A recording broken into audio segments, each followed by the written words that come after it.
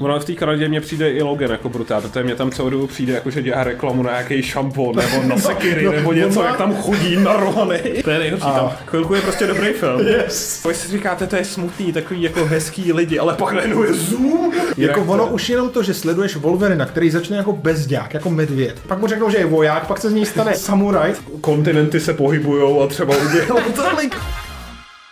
Krásný dobrý den, zdravíme všechny kinosaury, kteří ještě nevyhynuli a vítáme vás u filmového podcastu Kinosaurus. Od mikrofonu vás zdraví erudovaní umělci Adam a Honza. Ahoj. Ahoj. A dneska se podíváme na... Tak my jsme natočili epizodu o X-menech a vynechali jsme Wolverinovi solovky, takže dneska se podíváme na 3 filmy s Wolverinem a Deadpooly, protože se nám velmi rychle blíží Deadpool a Wolverine, tak je to teď velice aktuální, třeba si připomenete, o čem ty filmy byly a taky třeba zjistíte, jestli vlastně byly tak dobrý, jak si je pamatujete, eventuálně tak špatný, jak si je pamatujete. Povíme si o tom, jak se i Wolverine přerodí, no on se přerodí v hodně věcí, ale přerodí se z Wolverina na medvěda, pak na samuraje a nakonec na Hugh Jackmana s šedivými vlasy. Ano, přesně a pak tak. zpátky na Wolverina. Je to umře a vstane z mrtvých. Takže to je opravdu velice výživné. Tak, jedu. Připravíme se. Kinosaurus po páté.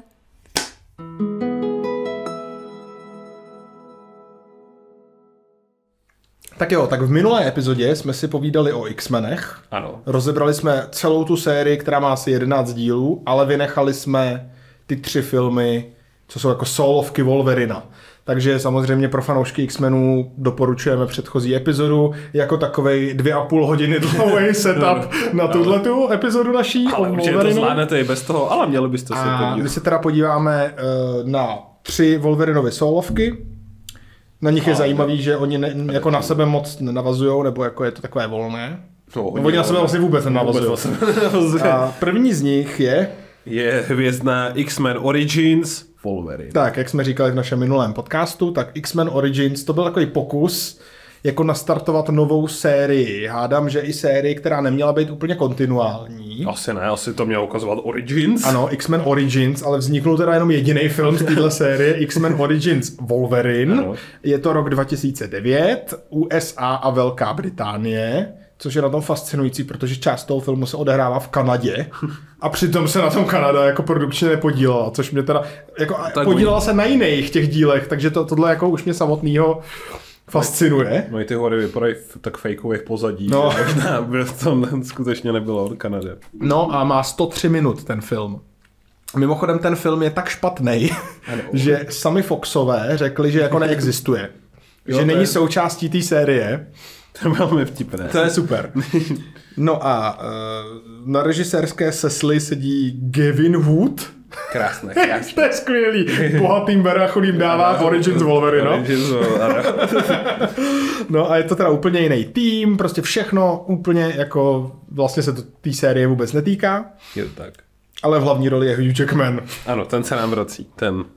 Ten jediný zůstává stále. Tak stejný. A pojďme si o tom povídat, protože ten film má podle mě jako kulervoucí začátek. Má dobrý začátek. Má velmi dobrý začátek. On není tak blbý, ale pak se to překline a je to hodně blbý. Jdeme na to. Já hned jsem si tady napsal na začátek. Obrovský potenciál spláchnutý do záchoda. Ale tak proč to má obrovský potenciál na začátku? Vidíme Wolverina teda jako malýho kluka, že jo, v nějakém sídle. To je nějaký 19. století. Něco takového. Přesně tam. A že jo. No a on tam má kámoše. Má tam kámoše. Viktora. Ano. Což je... A jemu je nějak špatně, ne? Zrovna. Jemu špatně. Malýmu Jimmymu, nebo jak se jmenuje? James. On pak říká Jimmy, ano. Viktor. No, jasně. Je mu blbě, má nějakou migrénu, něco a přijde za ním jeho otec. A teď.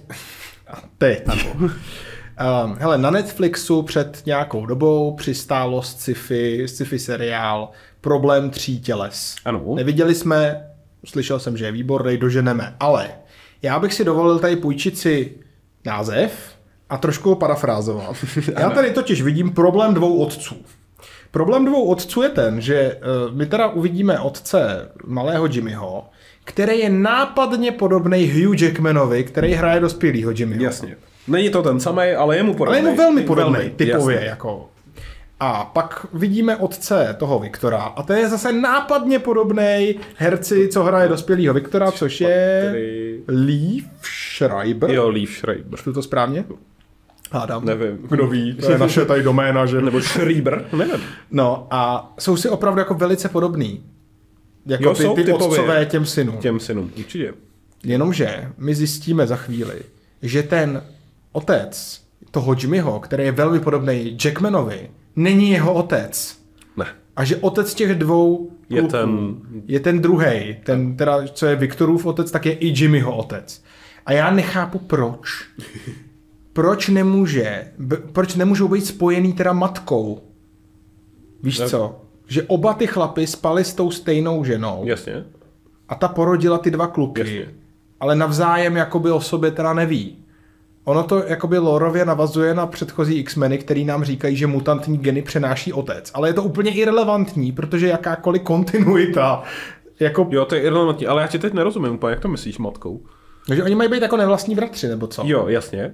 No tak když by oba ty jejich otcové byli normálně jejich otcové. Jo, takhle, už jsem tě pochopil, jasně, že by to dávalo smysl, a jak si jsou podobní. A nebo teda ne, jo. Nebo to nechme jak to je, ale proč je teda ten druhý chlap podobný Jackmanovi? Máš pravdu, prostě to je jako pro mě úplně jako bizár, tohle celý. To je samozřejmě symbolický, jak by ten Wolverine chtěl být ten hodný otec, ale je tam ta zlá stránka. No jako možná jo, ale... No ne, to jak uvidíme tenhle film, na symboliku úplně nemá kapacity. Dobrý, a tam se stane co? Tam nějak se povraždí všichni mezi sebou.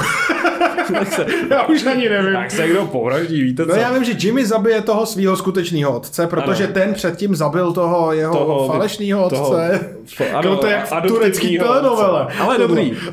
Začne to, všichni se povraždí, Jimmy, Wolverine, malý, z Jimmyho se stane Luke Skywalker, protože zabije svýho otce a ten mu řekne, já jsem tvůj otec a umře. Ano, klasika. A oba kluci běží do lesa a... On utíká Jimmy, ale ten Viktor ho chytne a teď si řeknou, že teď jsme bratři. Jo, nikdy se neopustíme, bratře a něco. A teď následuje suprová sekvence. Ta je fakt jako výborná. Je to montáž, je to takový snový trošku, že jo, nebo jako do nějakého retra stylizovaný, je to takový vybledlý, rozmazaný. Jasně. A vidíme tyhle dva bratry, jak jako teda už jsou dospělí a jak prochází spolu různýma válkama. Jasně. Včetně, že jo, americký, občanský války, sever proti jihu. Sever, jasně. Potom jdou přes první světovou, druhou světovou a Vietnam a je to jako super prostě. Říká ti to spoustu, že oni spolu držej, že... Jo, je to super, vidíš, že spolu držej, vidíš, jak stárnou spolu a jak přežívají. I tam je jako nastavený zárodek konfliktu, protože Viktor je nekontrolovatelný a ten Logan naopak, jakoby, nebo Jimmy, teda James, nebo já nevím, jak se jmenuje, má tolik jmén, a prostě 4 jména ta postava. Logan, no tak Logan jako s tím nesouhlasí a vlastně ho jako občas zastavuje a tak, že jo, a stejně spolu furt jako drží, ale cítí, že mají mezi sebou ty konflikty. Tohle pnutí, že? To je super, ale to jsou jenom úvodní titulky. Ano. Který nás dovedou do první scény, že jo? Ano, ty úvodní titulky jsou seriózně nejlepší z toho filmu, jako bez debaty.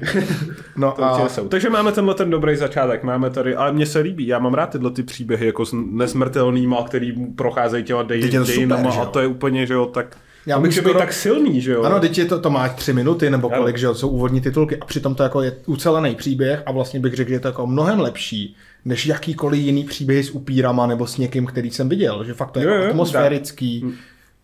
No. Na stole je to dost zajímavé věci. No, ale jdeme od nich rychle pryč.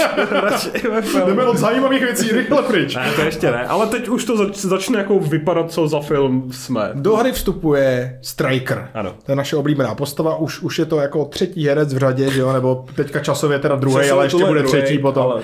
A toho hraje teda jenom, ať jsme akurátní. Danny Huston. Danny Huston. A ten je teda naverbuje do nějaký speciální organizace, víš, co znáš, to objeví se Samuel L. Jackson, dávám dohromady tým.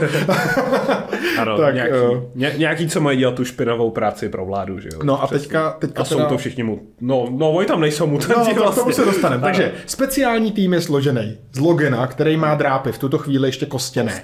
Pak je tam Viktor, ten má takový nechty. Vyloženě to někdo nazve, že jsou to homelessácký nechty, ne? Homelessácký nechty, ano. Jo, to totiž řekne Wade.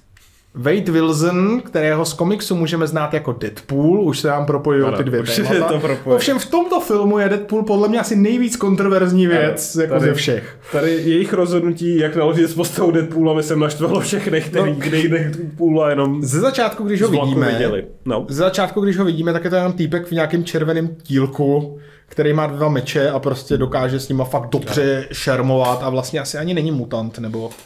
No není tam řečeno, že by byl mutant, to víš jo. No a s nima dál v tom týmu je Bradley. Já mu teď budu říkat Pippin, protože je to Pippin. On to sice není Pippin, je to smíšek, ale prostě je to z Pána prstenů jeden z těch 2 hobitů, takže je to Pippin. Pippin má super schopnost, že umí ovládat elektrický proud. Já nevím, vlastně ovládá letadlo, pak ovládá výtah a pak po zbytek filmu jenom zasíná žárovky. Jo, nejlepší. A dobré. Pippin, pak je tam Kevin Durant. To je který? To je který? No jediná jeho jako ta charakterová nějaká, jak byste řekl, motivace, nebo ne motivace, vlastnost je, že má vytetovanou svoji holku. Jo, to je, ano. Má vytetovanou svoji holku a později se dozvíme, že umí běhat pozdě. Ale on ještě jednou v tomhle filmu zvládne zrebootovat sám sebe, takže to nevadí. Ten běhá pozdě, pak je tam, to mám vůbec napsanýho toho dalšího. Pak je tam tady jeden, který ho hraje Will.i.am, že jo? A ten se teleportuje. Ano, ten má kovbojský klobouk a umí se teleportovat. Ano. A pak je tam takzvaný Zero, to je Daniel Henney, hádám, že se čte. A ten zase umí fakt dobře střílet. A tady ta skupina elitních zabijáků. Jde na nějakou misi. Taky ve Vietnamu, ne? Myslím, že to je, nebo... Jako jsou tam Aziati, ale azijský zemi. Jestli to je Vietnam, nevím. No a tam jedou na nějakou misi a nějakýho gangstra tam něco. Aby zjistili, kde je adamantium. Dobrý, prostě jde o to, že Stryker chce adamantium a jde přes mrtvoly. Ano. A dojde k rozporu, že Logan s tím nesouhlasí a opustí tu skupinu, že jo? Ano. Ano. A já jsem chtěl říct, že ale tady už poznáte, že to vlastně nebude to super drama, nebo to kulervoucí, když to řeknu, jak jsi to použil. To, který jste viděli ze začátku, protože tady se z toho najednou už tady vidíš, že se z toho stává velmi jako hloupý akční film. A jako ještě to nemusí být ve špatném smyslu, ale prostě Deadpool přesně máchá mečem a rozřeže kulky, který na něj střílí se ze všech stran. Miluju Zero, který všechny postřílí, na konci dopadne, udělá piruetku v podstatě a ukloní se. To je ten takzvaný superhero landing, ano, superhero který landing, pak Deadpool s radostí kritizuje. No dobré, ale příběhově ano, on jim nakáže vlastně zabít někoho z té věznice, Wolverine nesouhlasí z morálního hlediska, tak opouští tým. Opouští tým a přesouváme se, ano a Viktora samozřejmě, přesouváme se v čase, najednou Wolverine kácí stromy v Kanadě, ačkoliv se to v Kanadě netočilo. Wolverine kácí stromy v Kanadě má nějakou indiánku. Indiánku Kylu. Lynn Collins se jmenuje. Kyla. A Kyla je prostě generická dívka superhrdiny, která nemá podle mě vůbec žádný charakter. A od začátku víš, že ji buď zabijou nebo unesou. Ano, prostě. Jako je to brutál. Je to úplně jasný. Ono v té Kanadě mně přijde i Logan jako brutál, protože mě tam celou dobu přijde, jako že dělá reklamu na nějaký šampon nebo na sekiry nebo něco, jak tam chodí narvaný s tou sekirou. On je narvaný. Má ty vlasy z Harryho Pottera 4, že ty vlasy. A je krásně nasvícený, vidíš, že to je v nějakém studiu pravděpodobně nebo něco. Mezi těma dřevorubcem, tak tomu má tu flanelku, že jo, prostě. A přesně tady generická manželka číslo 3. No tak. A teďka generická manželka, a tohle mě zabíjí nejvíc v tomhle filmu asi. Generická manželka mu začne vyprávět indiánskou legendu. Ano. To je velké téma obecně ve Wolverinových filmech, nějaký legendy. Ano. Tak v tomto případě je to legenda o nějakým Kuekuatsu, nebo jak se jmenuje? Počkej. Kuekuatsu, myslím. Kukacu? Nebo Kokatsu. Možná jsem si to napsal blbě. Kokatsu, dobrý. A Kokatsu je prostě rosomák. Ano, který je smutný, protože opustil Lunu. Kdo ví, co se tam děje. On chodil s měsícem, ten rosomák. A pak se rozešli a on je smutnej, nebo já nevím. Ano. A na to Logan asi nepochopí stejně jako já. A řekne na to legendární Páni, Kokokatsu má smůlu. Kukakue, nevím. A hrozně se mi líbí, že tady prostě debilní indiánská legenda je jako origin Wolverinova jména. Já to taky miluji. A jako ona absolutně jako nevyprovokovaná tohle prostě začne říkat tohle věc, že ani tam není měsíc pořádně vidět. Ne, jasně. Takže Kukučaku se vrací do kanadského hvozdu a najde mrtvýho králíka nebo něco. Jo. A je mu hned jasný, že přišel Viktor, protože hádám, že medvědi jsou jako asi... On tam předtím byl, že jo, Striker a něco mu už uvolal do něj. A ještě tam jsou nějaké označkované stromy a takový kraviny. Ano. A Viktor unese tu Kailu. Ano. A Kukučaku zabije. Zabije. Ježiši, on ještě zabije Kailu.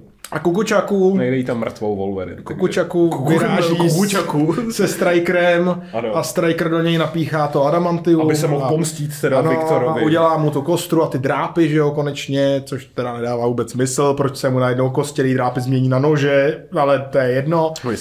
Tak třeba má, víš co, třeba má tady a obalilo to jakože na ruce a obalilo to adamantium, když to do něj píchli. A teď on má ale takový kulatý drápy.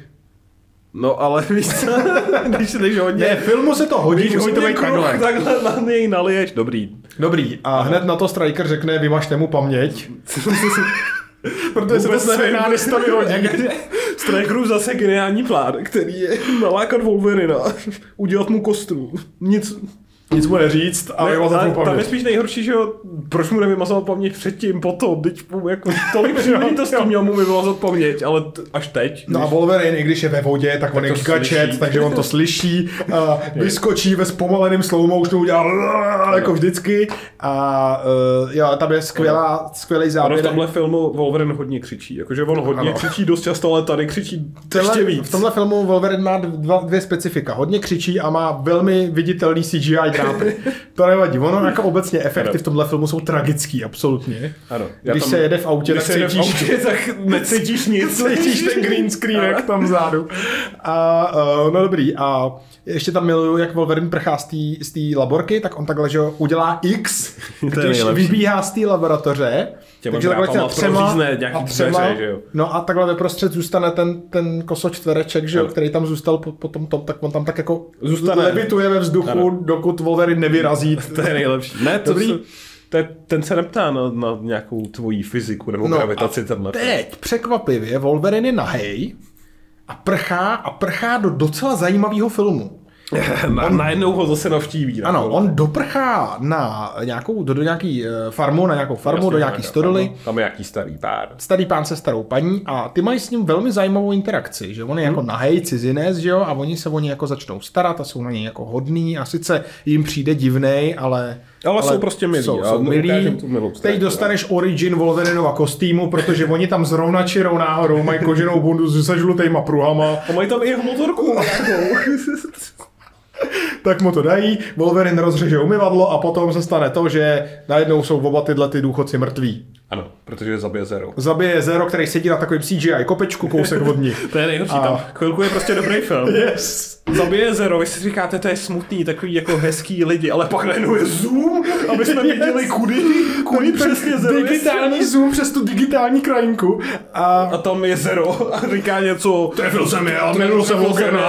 A Striker musí zabít, uvidíme, kolik toho vydrží. A teď následuje úplně debilní akční sekvence, kde Wolverine skáče na motorce a rozřezává drápama vrtuly od vrtulníku a Zero s ní spadne dolů a pak Wolverine jako největší gigačet řekne nějakou super epickou hlášku a takhle škrtne digitálníma drápama vozem a zapálí benzín a celá ta helikoptera vybouchne, zatímco Wolverine odchází do druhého směru, má to za sebou a nevím, jestli má doutník ještě, nebo to je jedno. Klidně. Ještě bych mu o tom dal, to mě tam chyběl. No, takže jsme utekli do nějaký úplně stupidity. Ano, a teďka je taková série, vlastně ani nevím, jak to jde pořádně za sebou, ale taková série. Se tam zjeví Blob, ale nevím. No, teďka je, že jo, tam se dějou i věci, že vidíš ještě Viktora, který navštěvuje našeho Pipina. Pipin je někde na pouti a rozsvěcí žárovky, jako vždycky. Klasika. Viktor ho zabije a Wolverine teda najde toho, jak se jmenuje ten, co se umí teleportovat. Nevím, jak se jmenuje to postava. Herec je Will I Am. No a teď je divný confusing moment, kdy jsou někde jako v posilovně, nebo v nějaký boxe. Nějaký posilovně, jasně, tady. No, Will I Am vede posilovnu. Will I Am vede posilovnu, jsem kovbojským klobouku. A teď se nám vrací ta postava, kterou hraje Kevin Durant. To je ta postava, co má vytetovanou tu holku na ruce a umí běhat pozdě. To je jediný, co o ní víme. Najednou nastane restart jeho superschopnosti a najednou je z něj blob. Prostě má 500 kilo, je strašně jako zavalitej, že jo? Je to tak. A boxuje v tom ringu. Ano. A teďka ty máš napsaný, co řekne náš hlavní sympatický hrdina. Ne, hlavní, a dobrý, on není sympatický, ale že on náš hlavní hrdina, který teďka prožil tu těžkou ztrátu, má pryč manželku, ty dva hodní lidi, kteří se o něj starali, tak řekne... Jak se vede, Tlustofrede? To je ta gymnastka, co vážila 40 kilo? Načež Tlustofred se neurazí. Ne, to... Odpoví takhle, on chlastá nějaký jonťák a do toho odpoví nějakou kravinu. Jo, něco, ty byl vždycky vtipnej logere. A on mu řekne, no tak Bobe, ty stará vojno. A ten se najednou otočí a řekne mu, co to slyším? Blobe? A Wolverine úplně, WTF, a divák taky WTF, a najednou Blob vrazí Loganovi ránu a nastává epická bitka mezi Blobem a Wolverinem. Kdy bojujou s rukavicema v boxerském ringu, takže... No a... Nevím, vyhraje Logan, ale tak to ani není bitka, že jo, on chce nějaký informace, jenom Logan. No a on chce informace, kam odvezli Kylu, nebo koho. Ne. On si myslí, že je mrtvá. Jo, já se to furt zapomínám. On se mstí a chce zabít Viktora. Dobrý, a nějak se dozví, kam má jít, ale ještě musí jít za Gambitem, ano, protože nevím. On se dozví o Gambitovi, zatím musí jít. Takže tam Gambit, ten je docela v pohodě, prostě hraje karty, pak má tu hůlku a dělá tam nějaký kraviny. Gambit je v pohodě, no. Ale je to bizarní scéna, on zajde za Gambitem, ale mezi tím Viktor zašel zde za nima. Já nevím, jestli je sleduje, že jo? Nevím. Takže Will I Am, který šel s Kukučakem, aby mu hlídal záda, se rozhodne, že solově se pokusí zabít z toho Viktora, který tam je. Načež Viktor má tak rychlý reflexy, že ho chytne, v té teleportaci ho chytne za páteř a nevím, jestli... Zase můj zlobí, nevím, co se děje. Mezi tím Gambit běží po žebříku a Wolverine usekává ten žebřík a ten padá dolů. Vůbec není to, co se děje. A pak konečně teda Wolverine vidí svůj cíl, že jo, Viktora.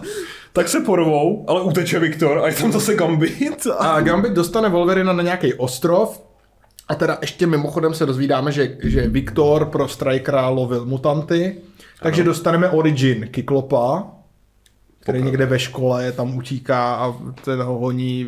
Já bych se teda hádal, že Kyklop má daleko ničivější superschopnost než Viktor, co má jenom drápy, ale to je jedno. Dobrý. No má, pak jí dají, že jo, na konci našemu záporákovi. Dobrý, a teďka začíná ten největší hitfest ever, protože zjistí, že Kyla není mrtvá. Kyla... A to bude jedno. Koho to zajímá, že není mrtvá. Kyla předstírala smrt, protože Striker drží její sestru, která je Emma Frost. A její sestra je Emma Frost, kterou mimochodem hraje, nevím jméno, ale je to ta stejná herečka, co v Harry Potterovi hraje Fleur Delacour. Jasně. Emma Frost, do toho Kyklop začne slyšet podivný hlas ve své hlavě, který mu říká doprava, Scotté. Tak jde doprava, pak zase doleva, Scotté, tak jde doleva, vede ty mladý mutanty, někam je vede, do toho ještě zjistíš, že teda Kyla jako podrazila Logana, ale on ji stejně furt miluje a všechny ji odpustí z nějakého podivného důvodu. No ale Kyla podrazila Logana, ale ona strašně miluje Kukučaku svýho.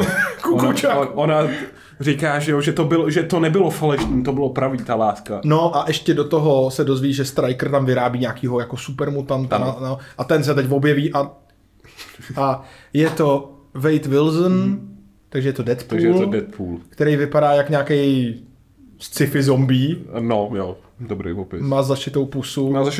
Nějaký takový divný čáry po těle. Čepele jako ty samurajský mu čouhají což miluju, protože z ruky. Výjíždějí mu z ruky, takže když jsou zasunutý, tak musí chodit. Ano, přesně tak. Má zašitou pusu, to si určitě říkal. A Wolverine řekne epickou hlášku, Striker konečně našel způsob, jak tě umlčet, protože on na začátku jako mluvil hodně, ale bylo to takový jakože... Bylo to takový trapný. A aby to byl fakt jako Deadpool, abyste si byli jistý, tak má červený tepláky.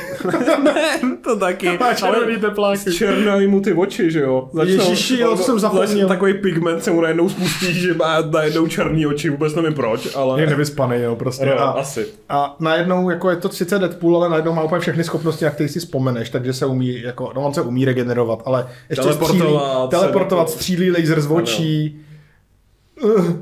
On jako umí, I guess, ty schopnosti, že jo, co se naučil. Škoda, že akorát neumí Pipinovou schopnost, protože tam je tak k ničemu, že? Zasínat žárou. Třeba to umí, ale nedostali jsme příležitost to vidět. A teď prostě bitka a teďka, že jo, Wolverine s tím, s Viktorem se spojí, protože, nevím, Deadpool je horší. Nevím, useknou mu hlavu, ta hlava takhle padá, točí se, střílí laser z očí, takhle to udělá piruetu z takový, že jo, z takového komínu to udělá prostě takhle piruetu. Porazí ho a na konci se ještě stane věc, že Stryker střelí Wolverina do hlavy adamantiovou kulkou, protože Jackman zapomněl, jestli hraje Wolverina nebo Van Helsinga, takže mu tady střelí stříbrnou kulkou. Ten všechno zapomene v tu chvíli. Nevím, co se stane s Viktorem, ten prostě zmizí. Viktor, ten tam, já nevím, ten tam odejde, no.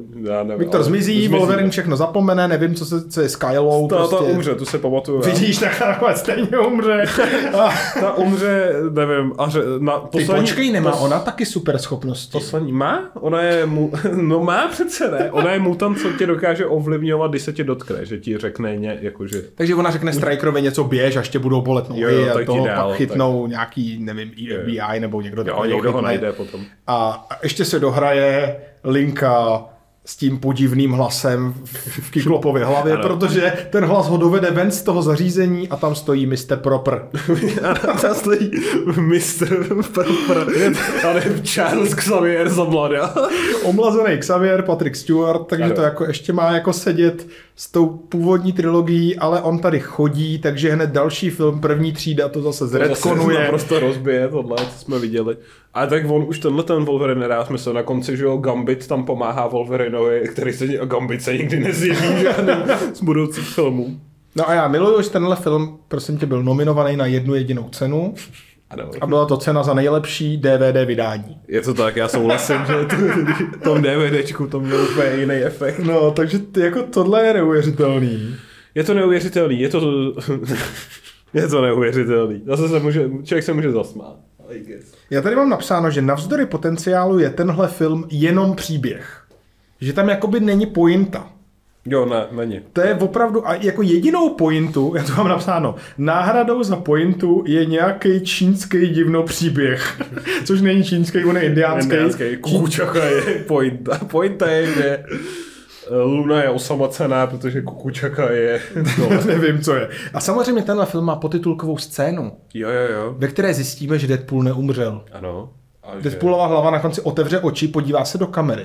Z nějakého důvodu už nemá zašitou pusu a udělá... Ano. Je to krása, je to hezké.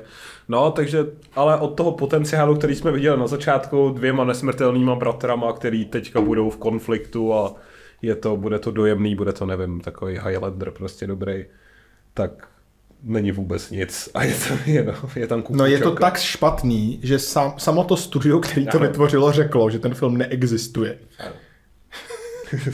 A ono je to úplně jedno, protože ty budoucí filmy ignorují jeden druhej navzájem, takže v pohodě. No ale jako je to smutný, no. Je to vlastně smutný, jakože evidentně sázíš na to, že... Je to smutný, protože zase ten Viktor, ten jako... Jak se jmenuje? Počkej, podívám se ti, jmenuje se Liev, asi Liev Adam Schreiber. Jako ten je dobrý a nějaký jejich vztah, ty tam vidíš ten náznak a to je dobrý, co tam je jako mezi nimi. No jasně, to je výborný. Mohlo by to být super. Ale... Jako oproti, naopak, že ta stejná postava, která se v komiksu jmenuje Sabretooth, tak je i v prvních X-menech. A tam není nic. A tam je to prostě zlý bezďák. Jako. Tady jim to zvládli dát a mají spolu nějakou chemii, ale prostě to vzali a zahodili to do špatného filmu, který nedává smysl. Tak další nás čeká The Wolverine. Je to tak, je to 2013. 2013 James Mangold to natočil. Ano, já tady mám zase poznámku, ten film se celý odehrává v Japonsku, ale točili ho USA a Austrálie. Ono, ale to jsem slyšel, že Japonsko je docela jetý, jakože v Tokio, že nenechává filmaře točit v tom městě. Zajímavý. Že ty rezidenti asi jak se stěžují, že to prostě nedělá. Často, takže prostě koprodukce USA a Austrálie 126 minut. Není to úplně nejkratší. Ne. James Mangold, tak. No, tak to je druhá týmovka, teda solovka. To je druhá solovka Wolverina. Hugh Jackman. Stále. Tohle film se odehrává po událostech posledního vzdoru. Takže jakoby tam ten film neexistuje a teď teda tenhle navazuje na trilogii X-Men. Ono asi si může říkat, že existuje, ale kdo ví. Dobře. Jako... No a... Já vlastně nevím.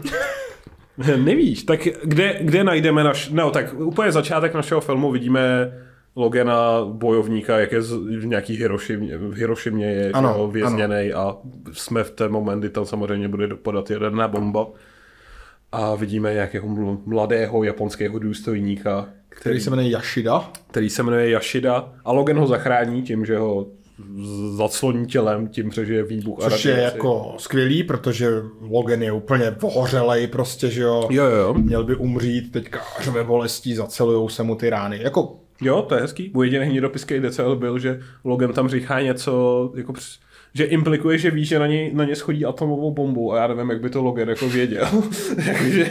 Ale to je jedno. To jsou detaily. Ochrání. Ale tak to vidíme, že se stalo v minulosti, teď střih jsme po událostech, že jo. Posledního vzdoru vidíme Logana, který žije prostě v lese jako bezďák zarostlej. Žije v lese jako homeless. Dobře. Jako trapné vtipy.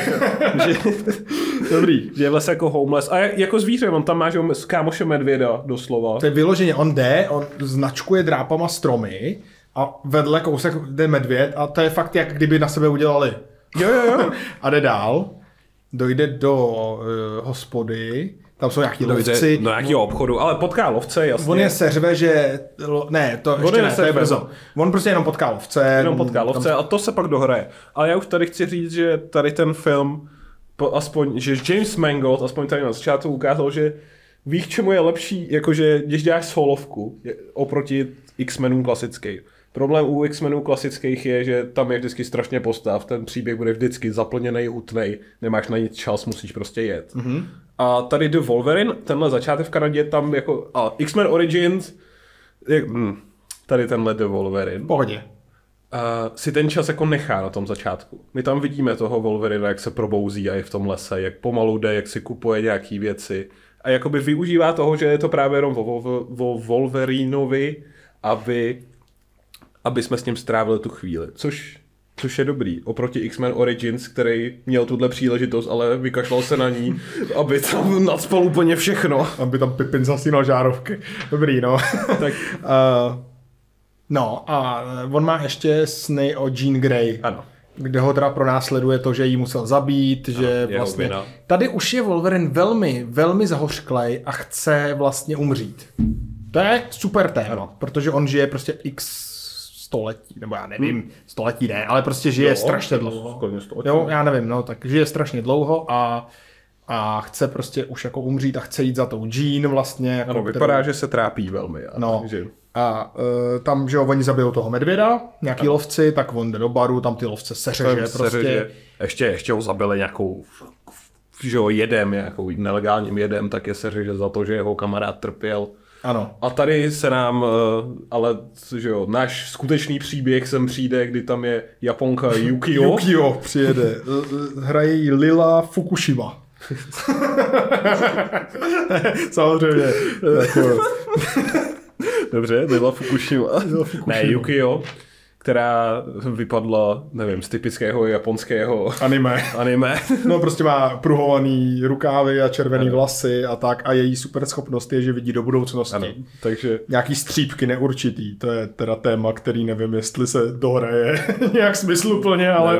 A dává našemu Loganovi, nevím, volá ho za dobrodružstvím, říká, že pan Yoshida, ten, kterého zachránil na začátku, by ho rád viděl. Tak a já tady už umírám, protože my teda vidíme Logana jako homelessáka v lese, který na sebe kejve s medvědem. Tudíž jako ti to nějak evokuje, že je jako zvíře. A ona mu řekne, jsi voják. Jsi voják, ty prostě nepřestaneš bojovat. A já si říkám, jako Teď on není voják. Je voják. Prostě. On je prostě medvěd. No, jasně. Jako úplně přesně to ten film. Jako, no. Proto to navazuje na X-Men Origins, protože pak dává smysl, že je voják. No ovšem. Ale teď se mi tímhle připomněl taková jako odbočka krátká. že tady je zajímavý, že dubbing, že to dabuje úplně někdo jiný, než Mahdal doteď daboval Wolverina a tady ho dabuje Jan Šťastný. Mimochodem v tomhle filmu všechny postavy, které se opakují z minulých filmů, dabujou úplně jiný lidi. To mě fascinuje, ale... To mě velice zaujalo. On jich tam moc není teda, ale jakože... Ne, jasně, tak hlavně u toho Logana, to je to cítit. No tak protože už jsi zvyklý, že jo, on ho dabuje Jackmana snad všude, ne? Mahdal. Jo, asi ve většině. Často, velmi často prostě. Mě to jenom velmi zaujalo, ale jako upřímně mě tam nevadil Šťastný, já si myslím, že možná mě taky ne, seděl jako... víc osobně, ale... No, každopádně, příběh je takový, že Logan letí s Yukio do Japonska. Za panem Yashidou. Ano, a teda dostaneme informaci, že Logan nesnáší lítání, se kterou se v dalších filmech nakládá velice benevolentně, jako velmi... Myslím, že na to zapomenou. Hned v dalším filmu, že jo, to je X-Men Days of Future Past, tam sedí s doutníkem prostě, je tohle, a je v pohodě, ale nevadí, dobrý. No a teda pan Yashida umírá, to se dozvíme my, a chce přemluvit Logana, aby mu jako dal tu svoji nesmrtelnost. A Logan, to mi přijde super, Logan mu ji nechce dát, protože ví, že to je jako víc prokletí než dar. Jasně. Což je suprový téma, se kterým si taky nejsem jistý, jestli se tak dobře pracuje, ale... No, mohlo by se víc na je zaměřit, ale je tam. Ale je tam, dobře.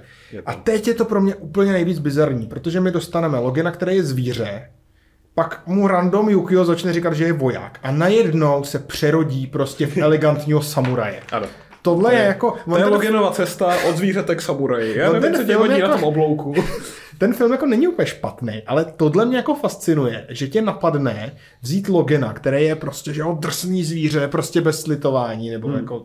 No jasně. Úplně není, ale jako víš co. No, máš tam to... A udělá z něj samuraje. Ano. Takže pak jsou že scény, jak on je v černém obleku na japonském pohřbu a prostě jako si říká úplně, co se to sakra děje.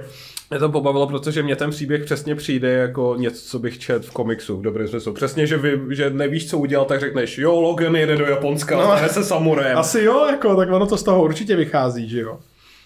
No, tak prosím tě, pan Yashida umírá a on umře, že jo, hned záhy na to, co tam Logan přijede. A do toho tam jsou nějaké těžké machinace, je tam Yakuza. Tam je takový, no nejasně, Yakuza. Ano, no povídej. Tam je japonský rodový drama, vyloženě, protože pan Yashida má syna, který se jmenuje Shingen, já mu asi budu říkat Shogun. Jaký je mu Shogun? Shogun, ten má ještě dceru, která se jmenuje Yukio. Yukio nebyla ta... Ne, počkej, ne Yukio, Mariko, ježišmarja. Mariko. A Yukio je nějaká, jakože se o ní starají, ale vlastně jako nepatří do té rodiny. Taky Yukio. Mariko. Shogun má Shogun má dceru Mariko. Mariko je nějaká utlačovaná, on jí řídí celý život, ten otec. A Yukio to je nějaký sirotek, který ho našli na ulici a dali ho jako strážkyni vlastně vyrostli s Mariko. No a teďka do toho přesně Yakuza se do toho zaplete a já nevím, chtějí všichni zabít tu Mariko z nějakého důvodu. Intro k Mariko je, že chce skočit, ale Wolverine ji zachrání, že jo, před sebevraždou. Jo, to už ani nevím. Jo. Tím on se do ní zamiloval instantně, jakmile ji viděl. Prosím tě, ještě v tom filmu plným jako Japonců hraje taky Světlana Chodčenkovová. Jo, Světlana. A ta hraje teda takovou blondětou, asi ruskou hádám, doktorku, která se stará o pana Yashidu. Já ti klidně řeknu její charakterizaci. Ona ji naštěstí řekne v jedné větě. Chemička, nihilistka, kapitalistka, mutace, omnie. To řekne naše postava, abych věděl, kdo to je. Dobrý, no a ta v jeden moment se vloupe k Loganovi do ložnice a políbí ho a ty cítíš, že něco ho nějak otrávila nebo něco se děje, ano, něco protože špatné, je nějaká divná taková, že jo, a to něco se děje špatně. To si zapamatujme, protože podle mě je to pro ten příběh úplně irelevantní, ale to nevadí. No není, ale... No, podle mě jo teda, ale dobře. Ona ho políbí nějakým jedem, něco takového. Načež se začne dít to, samozřejmě, že Wolverine ztrácí své schopnosti, takže už se neléčí, není nezranitelný. Já chci jenom jako poukázat, on je vtipný dívat se, James Mangold pak dělal i Logana samozřejmě, taky je vtipný dívat se, jak tohle je takový jako proto-Logan, nenápadně, jak vidíš tyhle ty nápady, jako Logan se neléčí. Ano, jasně. Logan je tady někde, tak... No, takže Logan se neléčí a prostě story je úplně banální. Logan chrání Mariko před Yakuzou. Ještě se tam objevuje takový japonský Legolas, který nevíme, co dělá, prostě jenom střílí z luku a nějak jí chrání nebo něco takového. Série podivuhodných scén, nejdřív jdou spolu do nějakého domu lásky.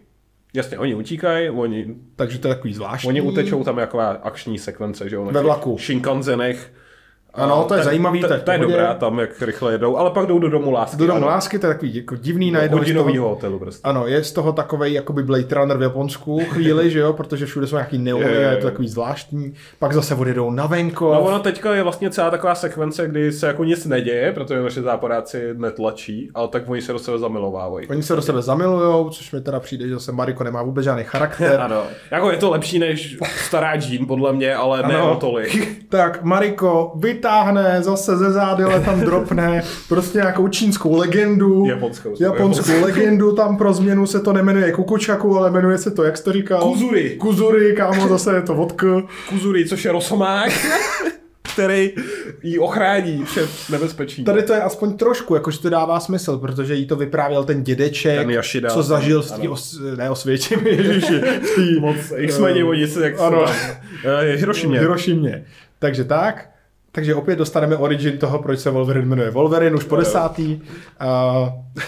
No a potom je to jednoduchý, oni prostě Mariko unesou, Wolverine jde zachránit, ukáže se, že jako to je vyloženě jednoduchý, oni unesou, ona je doslova ve věži a Wolverine se k ní musí dostat, že jo? No ale japonský Legolas se ukáže, že vlastně není takovej kladěz, takže do Wolverina zabodají 1000 šípů a on nějak usne, nebo omdlí, nebo já nevím co a probouzí se teda. No jasně, ale jsme ve finále, ne? Ale ty jsi úplně zapomněl. Já jsem úplně zapomněl. Proč se tam líbala Wolverine? No, to je úplná blbost, protože jasně, dobře, Wolverine slábne, je v háji. Řeší furt to, že se neuzdravuje tak. Teď vleze pod nějaký rentgen a zjistí, že má na srdci nanobota, který mu svírá srdce. A ty si jako myslíš, že mu ho dala do těla ta Ruska? No. A teď mě to přijde úplně protože ona, když mu ho líbe, tak to jako zní, že ho nějak otrávila, že to tak jako prská a něco. Ne, že jo, víš co, jako ne, že to je dobrý, ale tam na začátku vidíš, jak je ten čaj a z toho jde taková zelená pára, že jo. No to si to. Takže tím ho očividně uspala a pak musela mít nanoboty v sobě a ty mu předala polibkem. Jako ono už jenom to, že sleduješ Wolverina, který začne jako bezďák, jako medvěd. Pak mu řeknou, že je voják, pak se z něj stane tady samuraj a ještě zjistí, že má nanobota na srdci. To je jako takovej.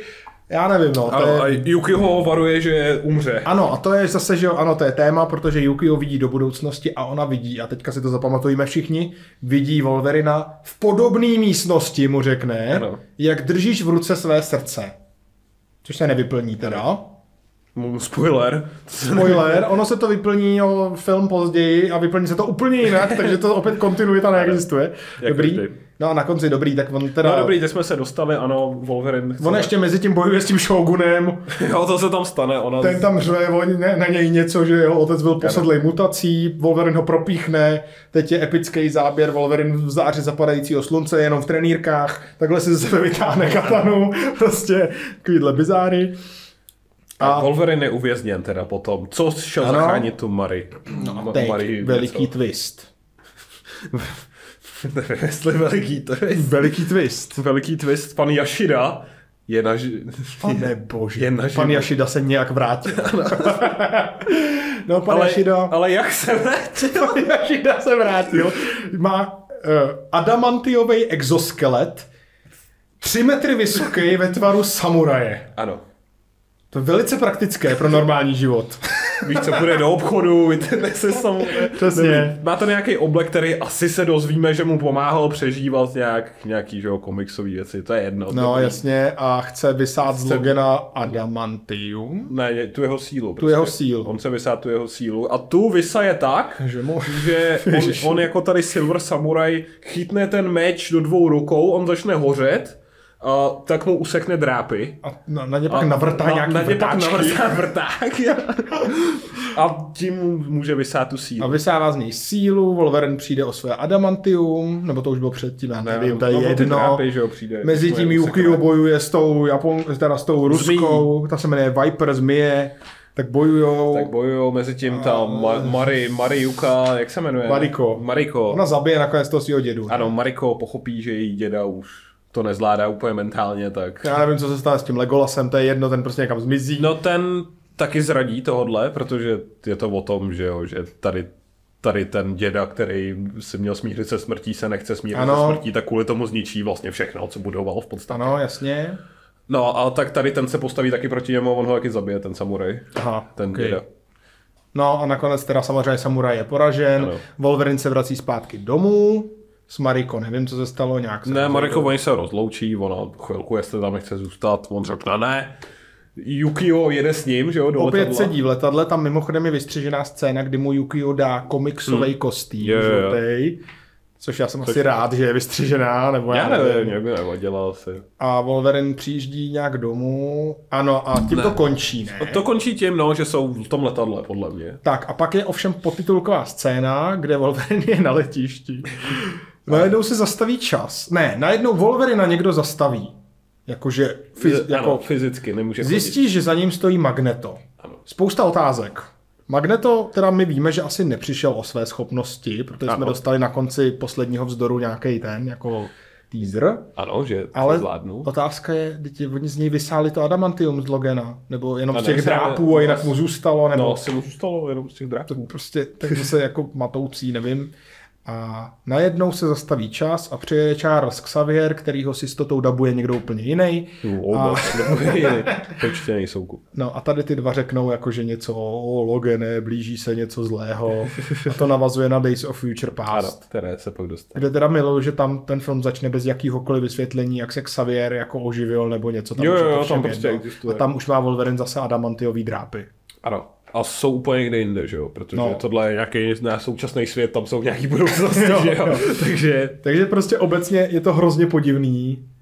On to jako zase ve váku, to není jako špatný film úplně. Ne, jakože tady James Mangold je očividně velmi schopný režisér. Ty jako obrázky vypadají dobře a ty scény jsou taky jako dobře udělaný a všechno tohle. Ale má to svoje nějaký, nebo jako akční film je to asi v pohodě. Jakože není to jako X-Men Origin, kdy trhají za vlasy, co se tam děje. No tak já si myslím, jestli máš rád jako japonskou kulturu, tak prostě to jako bude bavit, že jo. Instantně měl chuť si zahrát Yakuzu, jakože jakmile jsem to viděl, ten vibe z toho úplně čistý. Jasně, no.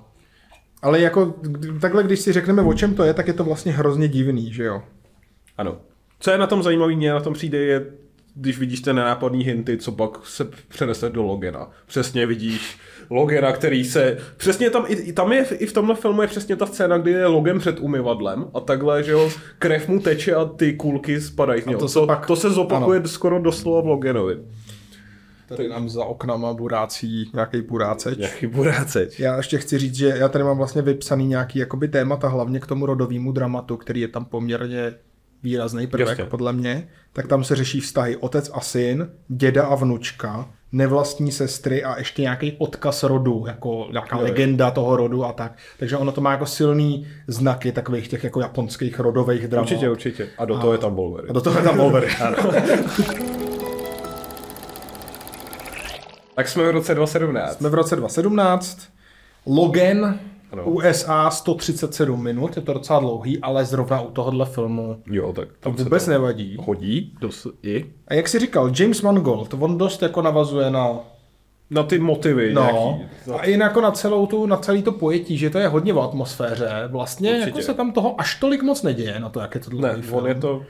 On je to road movie v podstatě, on je to western a road movie. On je to spoustu žánrů dohromady a vlastně to strašně dobře funguje, jo. Ale James Mangold, ten film měl jako docela dost nominací, má i nějakou výhru pro Patricka Stewarta za nejlepší herecký výkon. Určitě. A tady je zajímavý, že tenhle film by asi nikdy neznikl bez Deadpoola, protože kvůli tomu, že Deadpool byl to erkový, co vydělalo ty peníze, tak jako pravděpodobně díky tomu Logan, který je taky erkovej, tak se dokázal natočit. Tak to Foxové odsouhlasili. Pravděpodobně jo. A on je úplně jiný, ten film. Pouštíme se jinam. Úplně jinam. Ono teda, když se podíváš na trilogii Wolverine, tak je to všechno jiný. Tak je to všechno, co film, to je úplně jako jiný přístup. Ano. Teď jsme teda v budoucnosti. Tenhle film udělá podle mě velmi chytrý krok, že jako vytvoří propast mezi všema X-menovejma filmama a vlastně jde nejdál do budoucnosti ze všech těch filmů. Jasně. Takže dějově jsme někde x let dál, nevíme, co se dělo mezi tím a tudíž tenhle film může fungovat ve váku, což je bezvadný, že? Jo, protože mu to strašně moc jako pomáhá. Takže tady Scott Frank, James Mangold a Michael Green, který to psali. Tak to hezky vymysleli. Nechali si jenom vlastně postavy, se kterými se jim chtělo pracovat, což je bezva, že jo? Jo. A Takže najednou pracují s nima dobře? Pracují s nima výborně. Nám zbyde v podstatě jenom Logan, Wolverine, Hugh Jackman, pak je tam Charles Xavier. To je všechno. Patrick Stewart, ano. A vlastně to jsou jediný dva, který se vracejí. Tak jsou nějaký referent. No, asi jenom jedna na to, protože to je důležitý potom pro příběh. Ano, já chci říct, že ono to má výborný začátek. Jakože ten teaser první 5minutový nebo něco je podle mě fakt jako to nejlepší. Nebo jenom si pustíš tady těch 5 minut a je to lepší než všechny ostatní X-menovky dohromady, jako si myslím. Tam sleduješ, že jo, Wolverine spí jako nějaký vágus, je zarostlej, má na sobě takový ošoupaný sako. Jasně. A spí v limuzíně na zadních sedačkách někde zaparkovaný na parkovišti. Přijdou nějaký... Mexičani, dobře. Já jsem chtěl říct, jako, že ty vandalové, ale... Mexičtí vandalové, ano. Wolverine je prostě pokosí, uřeže jim ruce, ano. Prostě, že jo, oni mu prostřílí auto, jeho prostřílí. Jo. Pak je Wolverine na nějakých záchodech, tam z něj vypadávají ty kulky a on tam bolestně sténá a do toho začne znít takový kytarový, lehkej nebo pijanko, já teď nevím, prostě fakt takový minimalistický depresivní motiv. Pak jede Wolverine v autě a tam někde v rádiu zní zajímavé věci, tam vyloženě říkají, všichni spí a nic je nezajímá, tání ledovců, otrávená voda, mutanti, je rok 2029. Jo. A jako v této jediné větě ti vlastně úplně naexponujou celý ten svět, ve kterém se to odehrává. Jo, to je super. Všichni spí a nic je nezajímá. Tání ledovců, otrávená voda, že tam už jako cítíš nějaký ty témata, které řešíme i dneska. No a pak je Logan na hřbitově, v nějakém takovém ošoupaném kabátu, je opřenej o strom a chlastá. A to je boží, že jo, prostě jako začátek. To je super, to víš, jo, to jako hned ti to dá smysl o tomhle světu, jaký je, že je velmi jako nemilosrdný a zkažený. No, a o Loganovi, kam se dostal, kde je, vidíme, že je na dně, vidíme, že mu nefunguje přesně to léčení, jak to bývalo. A že nemá žádnou vůli k životu a nic. A myslím, že tam ještě i na tom začátku... S tím, že je šedivý, tak vidíme, že je starší, že jo? Jasně. Tohle všechno. Což mimochodem tady jako vlastně to je první film, kde Wolverine nevypadá jako Wolverine. Jo. Že on v Origins má takovej lehký design, ale tady vyloženě prostě je to Jackman. Zarostlej Jackman. Jako, a vlastně to je skvělý. On celý ten film je takový civilní dost. Jako. Jo, určitě. No, a pak se rozježdí příběh. Ano.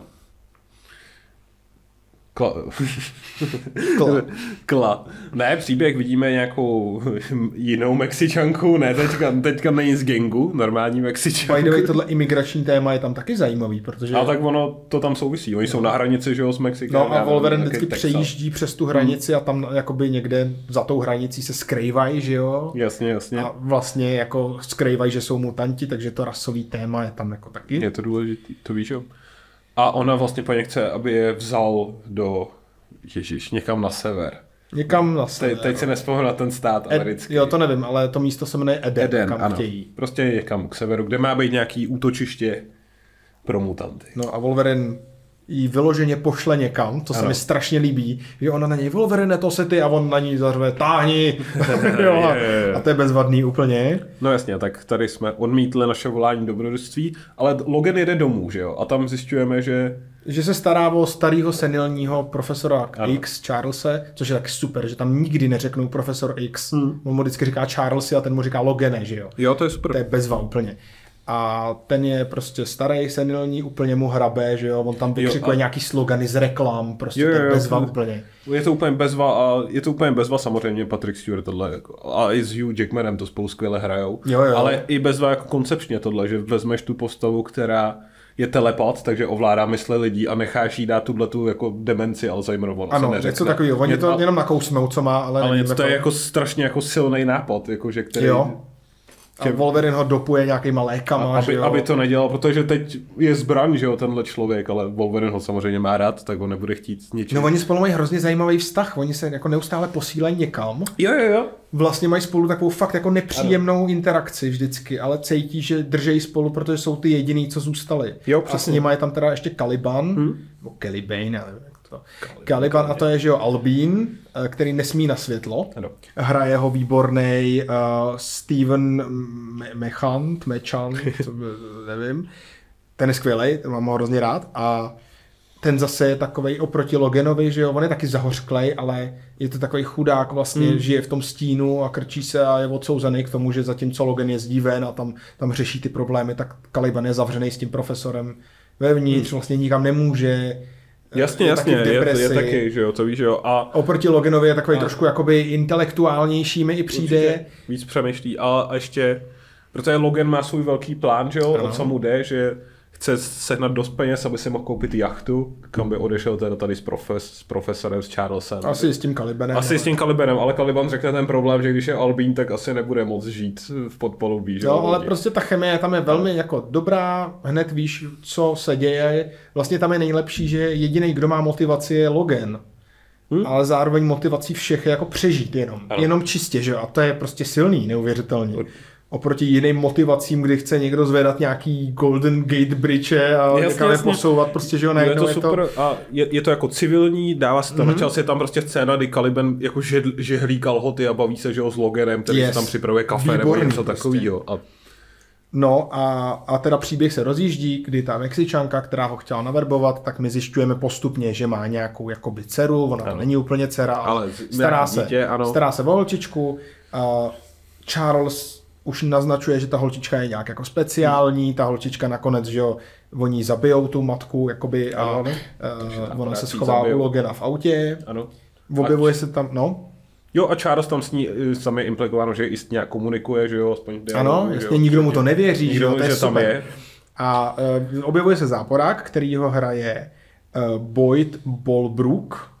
Záporák se jmenuje Donald Pierce, což je teda jako random. Bude se pamatovat jako člověk se železnou rukou. Cyborg. No, ale jako ten je taky skvělej, protože on je jako úplně Loganův takový protiklad, že on je mladý, je napůl robot, takže ještě symbolizuje nějaký jakoby pokrok. Jasně. Oproti tomu zahořitému starému Loganovi, který už je vykopávka. A ještě je takový drzej, nemá moc morálních hodnot, že jo, a tak, a strašně dobře funguje, i když by si na první dobrou řekl, že to bude takový ten nezajímavý záporák do počtu. Jo, určitě, funguje dobře. Jakože... Tak je výborný. No a stane se teda to, že ta holčička se ocitá u Logana v autě, je s ním na té farmě, kde se schovávají a přijedou tam záporáci. Ano, chtějí tu holčičku. Oni, že chytí Calibana nejdřív. Jo. Pak chtějí tu holčičku a nějak se... Semele se to. Prostě. Semele se to a ukáže se, že ta holčička má taky ty drápy jako Logan, ale má, že nějak 2 tady a jeden na noze. A Charles utrousí informaci, to je zlo. Že to je tím, že ona je žena, tak má jinak ty drápy. Protože lvice ve smečce musí mít drápy. Což je jako trochu random, ale ono zase Charles jak je mimo, tak ono... Je to v pořádku. Je to taky jako random. Proč to potřebujeme vědět, nevím. Proč potřebuješ vysvětlit, že má někdo dráp na noze, taky nevím. Ale to je jedno. No a teď teda začíná road movie. Teď začíná naše road movie. Naše hrdinové projíždí takovou westernovou postapokalyptickou krajinou, kde všude je poušť. Jezdí tam na dálnicích nějaký robotizovaný kamiony. Mě baví, oni utečou před těma záporákama, že se dostanou před vlak, ale ten vlak, protože jsme v nějaký blízké budoucnosti, je extrémně dlouhý, že jo, že než přejede, tak uběhne třeba půl hodiny. Ale jako proč ne? A jo, vlastně, mě to baví, to jsou mě ten svět baví a baví mě i ty autonomní nákladáky, který taky ty baví hodně.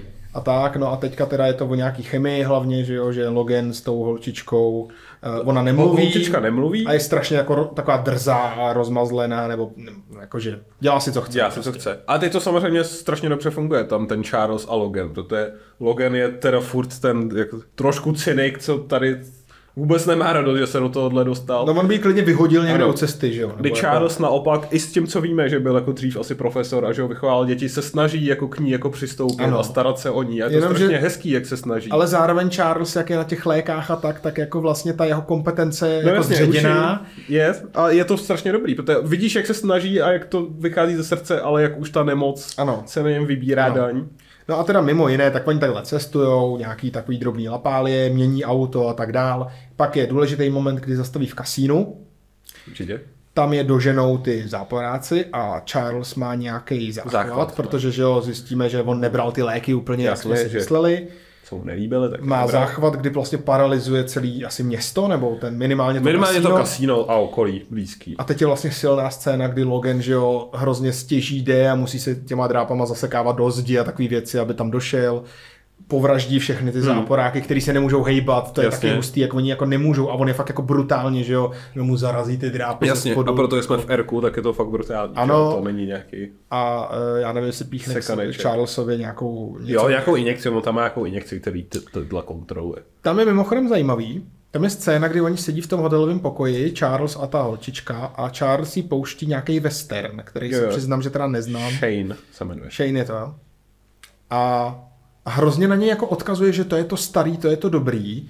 A mimochodem na konci pak ještě ta holčička, která ona se jmenuje Laura v tom filmu, Laura, tak cituje část toho textu filmu, z toho westernu. Takže tam cítím, že jako je tam na režijní sesly nějaký okouzlení, nebo scénaristický sesly okouzlení a nějaké tam asi parafrázujou, hádám. My asi tady v Čechách jako k tomu nemáme vztah tolik. Jo, to víš, ne, ale jo, tak nemáme, ale je to stejně hezká scéna, Charles se dívá tady na televizi a proč ne, že jo? To je hezké ukázat. A ještě mimochodem teda tam vystupuje, nebo objevuje se tam motiv komiksu X-Men. Jo. Kdy teda jako přiznáváme, že vlastně i v tomhle jakoby celém vesmíru existuje ta fikce X-Men, která... A vlastně se říká, že X-meni jsou nějaký, aspoň jako, že nějaký prozáklad v tom, co se děje v těch komiksech, je pravda, že jo? On Logan řekne něco, že většina z těch věcí jsou kraviny, ale tím implikuje, že něco se stalo. Tak? Ano, jasně. Ale zároveň jako víme, že celá tahle doba už je pryč, že žádný X-meni už neexistují a tak dále. A je to teda jakoby nějaký obracení se k těm superhrdinským modlám. Jasně. Ale zároveň vidíš ten depresivní svět, ve kterém to není jako pravda, že jo? To moc nejde, ano. Což je super a by the way to je takový podle mě hlavní téma, se kterým se, myslím si, na konci pracuje dost jako špatně, ale k tomu se dostaneme. Mě zaujalo tady v té první části, tam je strašně momentů, kdy Logan si něco čte, nebo se dívá na mobil, nebo prostě jenom sedí a kouká. Ale je to jako dobrý, jenom se mi to líbí, jak... No jasně, úplně posun jinam, že jo? Posun jinam, ano. Tam je i scéna, kdy on si na benzínce koupí brejle na čtení, ještě takhle má tu cedulku a s tím se dívá do mobilu a něco tam řeší. Prostě to je úplně jako něco, co by si nikdy, žádným jiným z těch filmů bys to neviděl, že? To je to, vlastně teď mi jako dochází, že mám pocit, že v tomhle filmu konečně je Wolverine jako tahoun. Že ve všech těch filmech předtím je takový divnej. Určitě, tady on je ten hlavní, no. Nebo jako Laura s Laurou samozřejmě. A stejně je to fascinující, když si to vezmeš, jak se promění z toho gigačeta, který svádí ty holky prostě automaticky, najednou na zahořklýho starce v saku. Jo, ale je to dobrý, funguje to velmi dobře. Oni tam fakt funguje dobře podle mě ten Charles, ten nápad a Stuart, jak to si zandá, tak jako ten to dává úplně na ještě další úroveň. No a dostaneme se tam, že teda oni zase prchají a na dálnici, kde jezdí ty automatizovaný nákladáky, se rozprchnou koně. Jo. To je hrozně krásná scéna, tam běhají ty koně, Charles je mentálně jako ovlivní, oni se řadí do řady. To teď bych chtěl být hnidopich, nikdy jsme neviděli předtím, že by dokázal ovládat zvířata, ale jsme v jiném... To třeba nevadí teda. Ne, mě to taky nevadí, to je, kdybych chtěl být hnidopich, ale jasně. Jsme, kdo ví, jak ta kontinuita tady je, že jo. Takže tam je tam taková skupinka jako venkovanů, kterým ty koně utekly, Logan jim nějak pomůže s autem. No a oni jim nabídnou, jako pojďte k nám domů, dáme si večeři. Kdy samozřejmě Logan nechce, ale Charles to přijme. Tam je krásná, to je i vtipná scéna, že jo, jak pojďte k nám domů, zveme vás na večeři a Logan řekne, ne, my musíme a ze zádu se ozve, to bych byl moc rád. Ten Charles. A ještě, aby to dodal ten vtip, tak dělej, že jsou, že jo, otec a syn. Ano.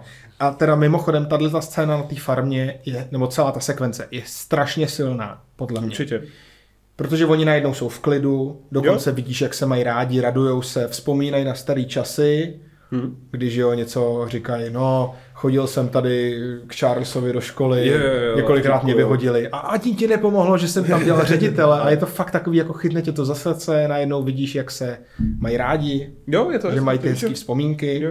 Jo, a mezi tím tam i funguje, že Logan se tam snaží trošku vychovávat tu Lauru, když tam chce všechno sníst, ale i ta samozřejmě, co tam zkoumá a je taky v klidu. Ta tam, že jo, zase má interakci s tím synem těch venkovanů, který nevím, co poslouchá hudbu. Jo, nějakou a jde taky. No a tam je důležitý teda, že my zjistíme v průběhu toho dění, teď že už to víme, tohle. No, Laura je nějaký experiment. Ano, ze zkumavky z DNA teda Logana. Ano, takže Logan je jakoby její otec, takže jemu to ještě dá nějakou motivaci se o ní dál starat, že jo, takový věci. Adep je Loganův odraz. No, jasně.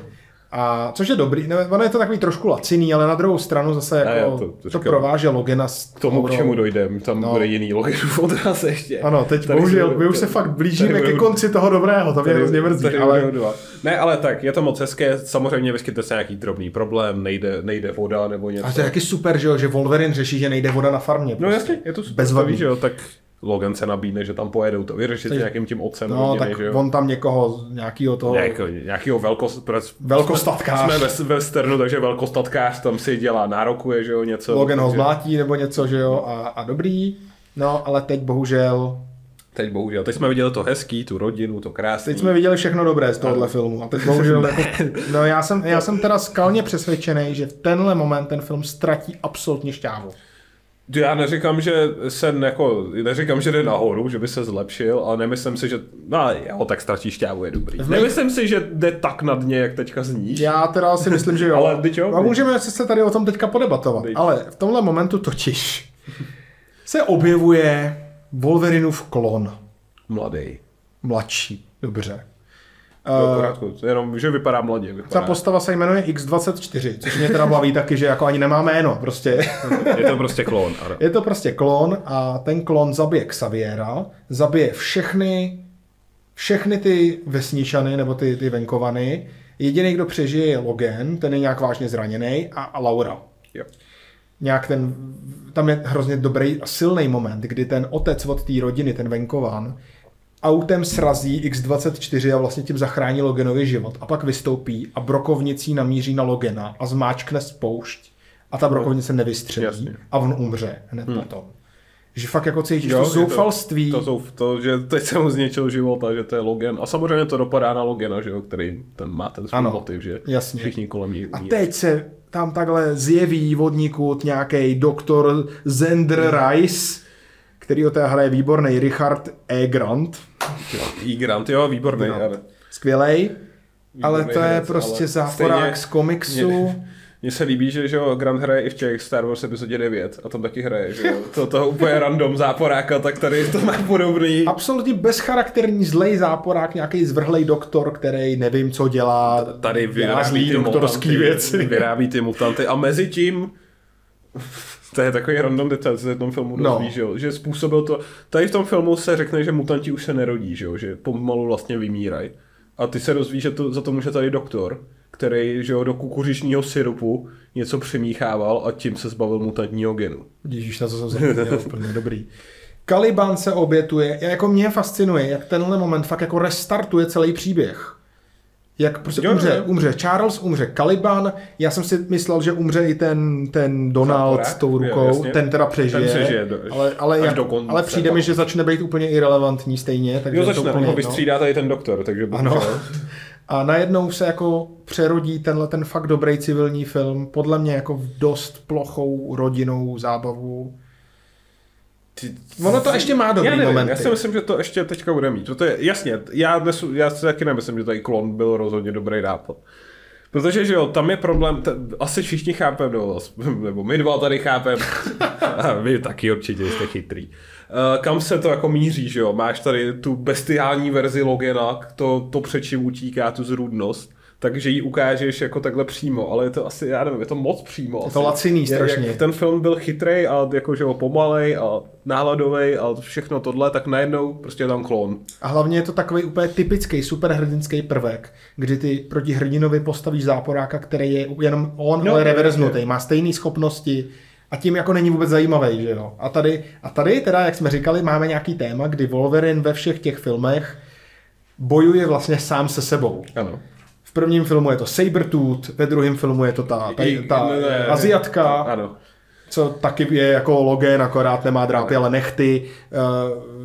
Ve třetím filmu to asi není dobrý, ale pak má zase svýho bratra Viktora, že jo, a tak dále. Jo, tak to možná bude všechno. No, co to tam možná, nevím, záleží. Ale prostě motiv, kdy Wolverine bojuje jakoby sám se sebou a on teda i vnitřně bojuje sám se sebou, se vrací. Ano. A tady ho teda dovršíme. A mně se líbí, že ale tady ho mají, že nějakou verzi jeho on už má v té lóře, jakoby ta postava. To se mně ještě zdá zvláštnější, že tady ta jeho, že to je právě ta verze, co se může stát, že bude bestiální, že ta lóra zabíjet a to, že Což je super, protože to je taky boj sám se sebou, jasně, ale jako lidský. A že jo, přesně lidský. Že vidí sám sebe v někom jiným. A minimálně už i zvládli jako příběhově dát mu DNA Wolverine, takže by si čekali, že to stačí, ale ne, oni si prostě řekli, že ještě klon tam musí být. No a to je ale jako výrazný prvek, že jo. Nakonec ten klon ho zabije, prostě Logan, jo, takže jako to je jeho finální boss. No, takže jako mně to přijde fakt hrozně jako trapný. Ale je dobrý, ještě pokračují dobré situace. Logan je u doktora.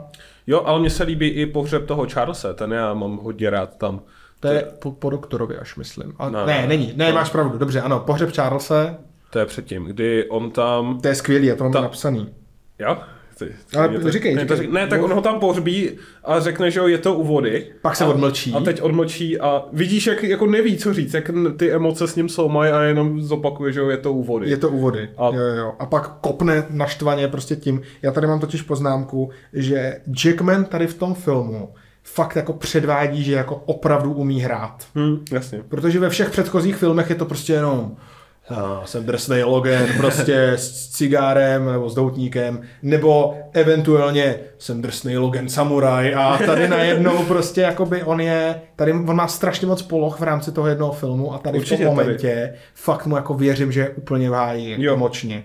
Jo, a je to super, věříš mu a řekne to tisíce a to je to, když uděláte dobrý filmový umění, že tohle řekne tisíce věcí, než když řekneš zase další, zrovna v komiksech se to dělá. Řeč, jak Xavier byl důležitý a jak se musíme věřit, tak jenom je to u vody. A jeho herectví a ta síla té scény. Neuvěřitelně dobrý. Pak jde k doktorovi, ano. Doktor mu řekne, že je úplně v háji a doktor je úplně nadšenej, že vždycky doufal, že potká mutanta, že jo, a najednou jako cítíš i... A to není jako globální nějaká láska, to je jeho, že jo, jako jeho fascinace. Skvělý. Že už jsem myslel, že vyhynul. Pak tady Laura začne mluvit. Což miluju. Logan jí seřve za to, že celou dobu nepromluvila. Ona na něj začne řvát zpátky a on na ní začne řvát jako ať je sticha, nebo ještě Erkově teda, že jo, ať drží... Je to vtipný. A je to vtipný, protože mluví na sebe, ale ono mluví, že jo, pološpanělsky, takže si stejně rozumí tak z půlky. Ano. No, ale postupně právě mám pocit, že ten film začne být víc a víc jako hloupější. Mě i pobavilo, že ona ta Laura v podstatě jeho dovsteká Logana k tomu, aby odvez do toho Edenu. On si myslí, že neexistuje, že jo, protože se dozví, že to má ty souřadnice z komiksu, že jo. Ano, což je taky dobrý, že vzhlíží k tomu, že v komiksu bylo napsáno, že to je ráj pro mutanty a tak tam jede, a Wolverine ví, že jako ten komiks je vymyšlený, skvělý. Jo, ale teď to funguje dobře, protože tam si to řekli víc dětí, takže on tam jako skutečně je ten ráj, že jo, ta imaginace dala realitě, jako ano, že jo. To je zajímavý vývoj, dobrý, ale Wolverine tam veze, nějaký kraviny po cestě usne, tak ona to dořídí a tak. Jo. No ale teď to začíná. Teďka totiž objeví tam někde v poušti, to vypadá v nějakém westernu zase, že jo. Objeví nějakou chatrč, kde žijou prostě mutantní děti. A najednou mám jako pocit, že se z toho začne stávat takový jakoby dobrodružný film pro rodinu. Protože ty děti tam něco mluví, pak, a to teda mě zabilo nejvíc, jo, že tady, jak jsme říkali, že vlastně Logan vypadá jako člověk v tom filmu, tak oni ho najednou ostříhají tak, aby vypadal jako Wolverine. Ty děti ho ostříhají jako v té verzi. Takže vyloženě se jako přerodí zpátky v toho jakoby prvoplánovýho hrdinu. A pak je poslední akt, kdy teda děti utíkají lesem, záporáci. Přijedou naši dobří záporáci jako doktor a Donald s robotickou rukou. A X-23. No a právě, a že jo, je boss fight, kde Wolverine prostě bojuje s X-23, nakonec ho nějak zabije. Wolverine se nějak píchá něco, aby byl silný jako za mlada. A zabije ho, ale sám je napodnutý na klacku a přiběhne Laura, drží ho za ruku a teďka kámo.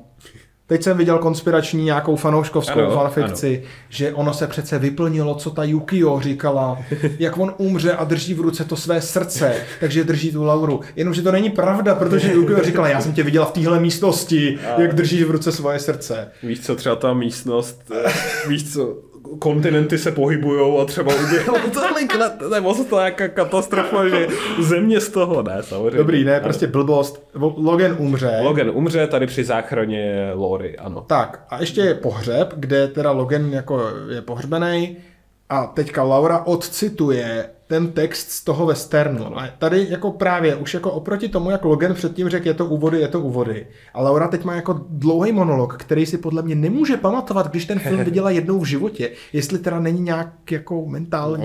Ona je... Její super schopnost je, že si umí zapamatovat dialogy ze všech filmů, co kdy viděla. tak odcituje celý ten westernový monolog, který jednak mi to přijde absolutně unreal, aby si to pamatovala, a druhak oproti přesně té předešlý pohřební řeči je to úplně jakoby jinde. Jo, mohla jenom odejít, nejspíš by to pomohlo. A ještě nakonec otočí ten kříž tak, aby udělal X, a to už mám pocit, že jsem fakt v X-menech jedničce, prostě víš, jakože... A to mě nevadí, to X-ko mě nevadí, to vím, že mi nevadilo. Mně to přijde strašně na sílu. Mně to nevadí, jako když si protože tam si jako stanovil, že ta Laura je fanouška těch X-menů. Dobře, tak možná jo. Že a vlastně, jako můžeš si říkat, že to víš, že ho cheap, to jako já tě neberu, ale myslím si, že by to ta postava mohla udělat, že to není... OK, beru argument. Každopádně já s tím mám jako problém z toho hlediska. A tím končí náš film, že jo, Laura odchází. Ano, a je konec. Yeah. A děti jdou někam do země zaslíbené. Začne hrát Johnny Cash. Ale já s tím mám problém z toho hlediska, že ten film teda jakoby nějak říká, že věřit na hrdiny je naivní a že ten svět je krutej. Ale na konci se ten film snaží jako skončit dobře, ale podle mě tím jako strašně dehonestuje všechno, co jsme do té doby viděli. Tak on se asi snaží říct něco, jako že to je naivní, ale jako nějaká pravda v tom je. Ale je pravda, že možná to úplně nedojede ten bod, který se snaží říct. Mně přijde, že to skončí jako prostě přesně americký superhrdinský film. Jo, tak oni, že jo, jediný, co je vtipný, je, že ten doktor mu říká svůj nějaký ďábelský plán a Logan ho prostě zastřelí. Uprostřed jeho řeči.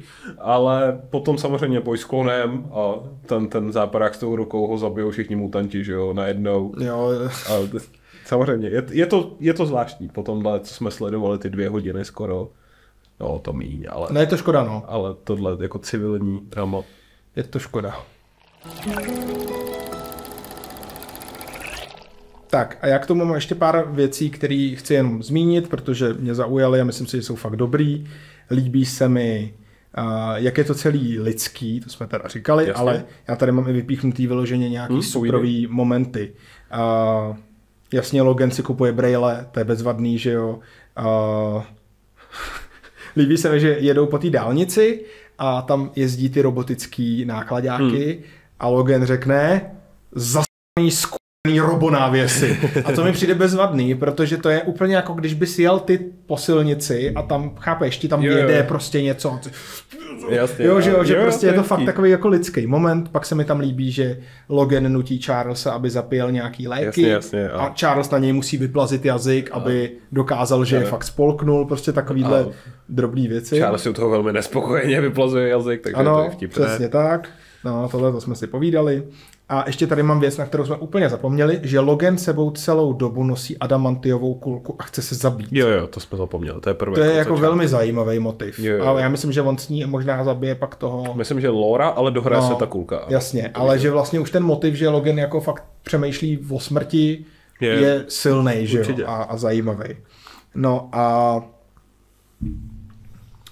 a tak. Jo, a pak tady mám jenom napsaný, že podle mě fakt ta poslední třetina je úplně jiný film, ono se i úplně změní prostředí, najednou jsme v zeleném lese, je to tam, prostě jsou tam samý děti, nevím, prostě je to takový jako, za mě ten konec to fakt jako zkazil, myslím si, že bez něj by to byl jako fakt skvělý film. Takhle je to dobrý film, ale... Jasně, chtěl to ukončit hrdinsky. Já myslím, že jo, já taky, je to dobrý film, je to fakt dobrý film. Já si myslím, že by to ještě přežilo ty děti, myslím si, že ten klon to doráží. Jo, že... určitě, ano. Ono s těma dětma to asi jak musíš dohrát, když tam máš tu Loru, že jo? Jo, a tak to bych taky přežil asi, ale ten klon opravdu je tam jak z jiného filmu. Klon je zvláštní, no, ještě nemáš ani...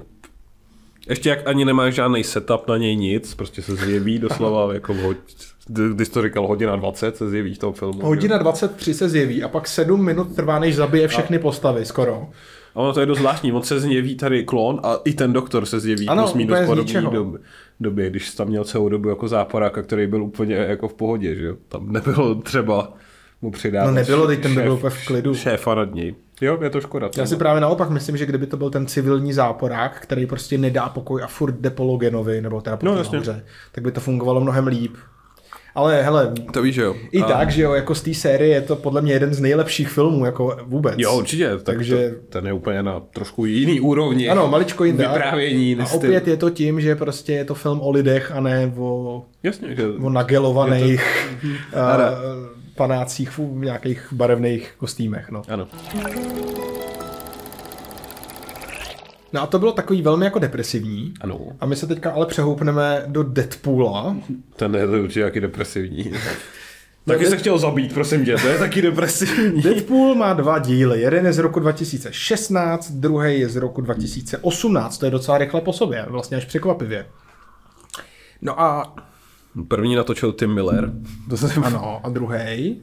Ten, co natočil jeden z těch, co natočil Johna Wicka, to David Lai. To je i v titulkách druhýho, že jo, jestli si pamatuješ. Jo, pravda. Ten, co... No každopádně Deadpool začal jako takovej vlastně jenom demo projekt, že jo? Jasně. Jo, přesně, jenom jako CGI, že jo, ukázka z filmu, jak by to mohlo vypadat. No, oni udělali takový teaser, nebo jo, jasně. Ne, to je naanimovaný, ale Ryan Reynolds to normálně nadoboval, že jo. No a já myslím, že Ryan Reynolds to dost inicioval, protože s tím Deadpoolem v Origins Wolverine to jako víme, jak to dopadlo, takže jako chápu. Jo, a je jasný, že Ryan asi k té postavě má nějaký vztah, když to všechno inicioval, takže... Což je neuvěřitelný, že Deadpool mi přijde, že jako globálně neuvěřitelně oblíbená postava. Teď on měl i hru na Xboxu, ne? Myslím, jo. Už jako x let zpátky, prostě třeba 15 let zpátky, nebo snad ještě možná dřív. A že jim jako tak strašně dlouho trvalo, než ho dokázali vůbec jako dostat na plátno. Jo, než mu zvládli dát film. Jako víš to 16 let od prvních X-menů, jako jim to trvalo, teď to je jako, no. A muselo vyjít demo, který fanoušci řekli, že ho milujou. Tak no protože oni to nějak, že jo, Foxové to nechtěli dělat. Ryan Reynolds nějaký talk show říkal, že ten story je vlastně, že Foxové to nechtěli dělat, že jim udělali tohle demo. A tak jako někdo, samozřejmě neví kdo, to nenápadně dal na internet to demo. A v tu chvíli fanoušci, že ho řekli, jo, to je dobrý, to chceme, tak Foxové teda řekli, jo, tak dáme na to prachy. No a ten první film... Což je bizár. Je to bizár, no. Protože, nevím, každého normálního člověka by napadlo, jo, Deadpool to je dobrý, ale Foxe to nenapadlo. Deadpool ještě s ratingem R, že jo, takže drsnej a vulgární a krvavý. Ještě s tím demem, to demo je jako dobrý, to není jako nějaká blbost, že jo, takže... No, ano. No a ten film, já vlastně musím říct, že když vyšel, tak mě nadchnul, ale zpětně mi přijde, že ten film ani jako není moc vtipnej, abych pravdu řekl.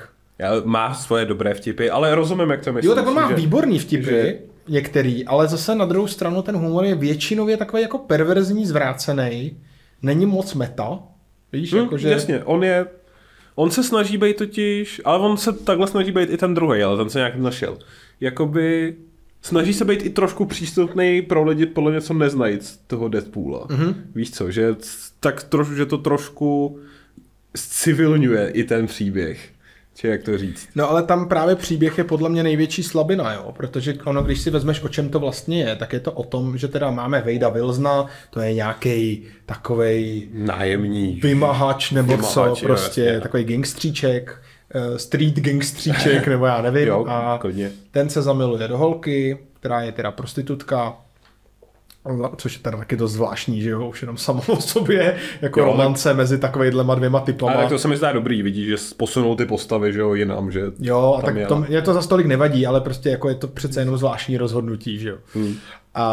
Ale jako oni mají, že jo, hezký vztah. Jo, v pohodě, tak já teda musím říct, že právě mají jako romantický velmi tam je trošku zvláštní, jestli si z toho všimnul, že ona je takové vyplnění fanfikce každého nerda. Jo.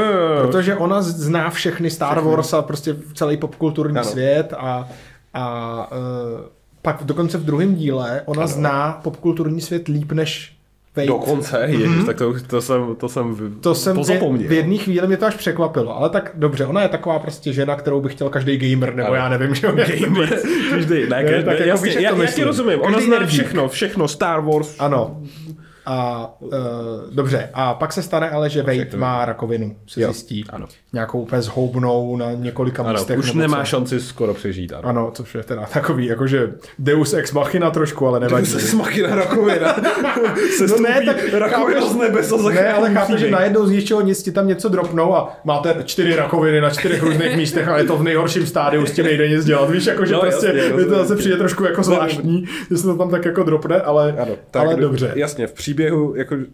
A je to zvláštní, protože teď se bavíme a ten příběh se bere jako vážně v tomhle, že jo? Což je na to zvláštní. No, dopověsme ho klidně, pak ho budeme komentovat. No tak pak se objeví takový agent Smith, on mu tak vyloženě říká, tak říká, že jo? Ten mu nabídne, že to možná může vyléčit. Tak no a on na to nakonec kejvne, nic neřekne, samozřejmě své milované lidi páry ve filmech v hollywoodských spolu zásadně nekomunikují o důležitých rozhodnutích. No tak... a odjíždí do takový nemocnice, takový laboratoře, ona je taková undergroundová jako nemocnice nebo... Jasně, něco takový, nějaká laboratoř. No a tam je teda hlavní záporák filmu, který se jmenuje Francis, ale říká si Ajax, což je zase dobrý, jak tam Deadpool jako boří tady to klišé těch superhrdinských jmén, že jo? To je hezký. Že je to asi nějaký, hádám, že to bude komiksový záporák, nějaký Ajax, který nevím, co má za super schopnost, že necítí bolest. On necítí bolest, jo. No. Silnější trošku a necítí bolest. A on v podstatě, že jo, na Wadeovi dělá nějaký pokusy. Jo, oni řeknou, že chtějí aktivovat ten mutagen, že jo, mutantí, aby ho aktivovali, tak musí vystavit tě stresu. Což mně přijde dost zajímavý, protože ty věci, které oni mu dělají, jako oni samozřejmě jsou extrémní, ale zase jako v rámci filmového světa mi přijdou, že jako až tak extrémní ani nebyly. Víš, jak to myslím, že... Tak tam je extrémní ta poslední, asi ty předtím ani nevybavuju, co jako v podstatě tak je právě. Že jako ani mě to jako nezaujalo nějak jako, nebo to se mi říká, veď kdyby mě tady někdo se taktizoval, tak tady padnu mrtvej k zemi, ale jako jo víš, že bych jako čekal nějak jako, že něco trochu víc, ještě v Erkovém Deadpoolovi, ale... Tak ono ho to ani nezlomí, že jo, Vejda, on se jim tam vysmívá do té doby, než ho dostane do toho posledního přístroje. Honzo, ano. Víš, že Francis má pomocnici, kterou hraje teda moje oblíbená Gina Carano, asi hádám. V titulkách nebo v dabingu jí říkají naštvaná dáda. Co? Fakt, jo? Nebo myslím, že v titulkách to bylo, nevím dubbing, ale že jo, okay. Ona tam říká nějakou referenci You will left me with Angry Rosie O'Donnell, že, kterou já nemám tušení, kdo to je. Dobře. Máme tam naštvanou dádu místo toho. Hustý. No, ale mě zase zabíjí, že ta postava se jmenuje Angel. Prostě, jestli jste viděli naši epizodu o X-menech, tak víte, že Angel to je takový jméno, který prostě... se dává každému, každý druhý se jmenuje Angel. Ale tady ještě hádám, že to možná může být recese, ale nevím. Moc nevím, jestli čeho to je recese, a ta je jenom silná. Dobrý, ale stane se to, že prostě oni ho vystaví těm extrémním podmínkám, jemu se unlockne teda ta superschopnost, ale do toho kvůli těm extrémním podmínkám začne být, nevím, nechutnej. Má prostě jako jízvy.